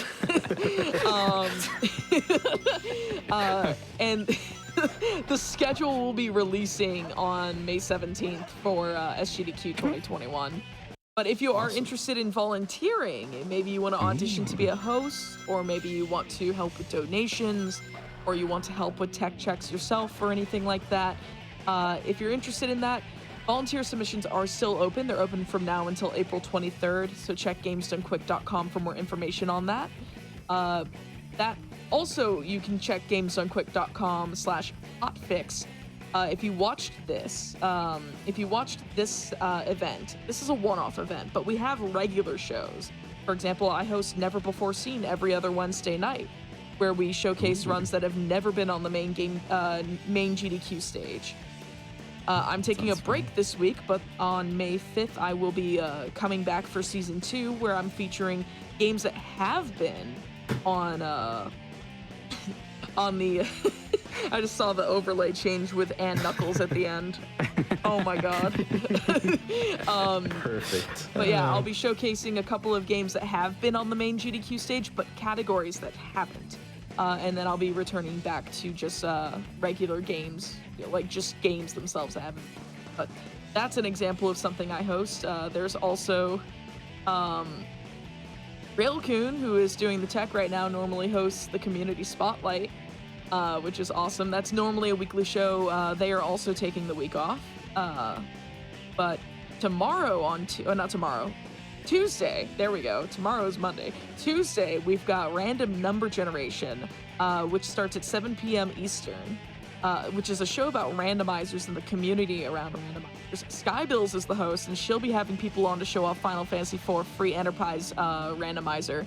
She also hosts Mercy Kill on Wednesday nights at 7 p.m. as well, where people offer up their rustiest speedruns, are not allowed to practice prior, and they must try to beat a generous estimate that they give, lest they be mercy killed. And there's a scoreboard between runs saved and run killed, and it's a great show. I cannot recommend it enough, and Skybills is a fantastic host for both of her shows.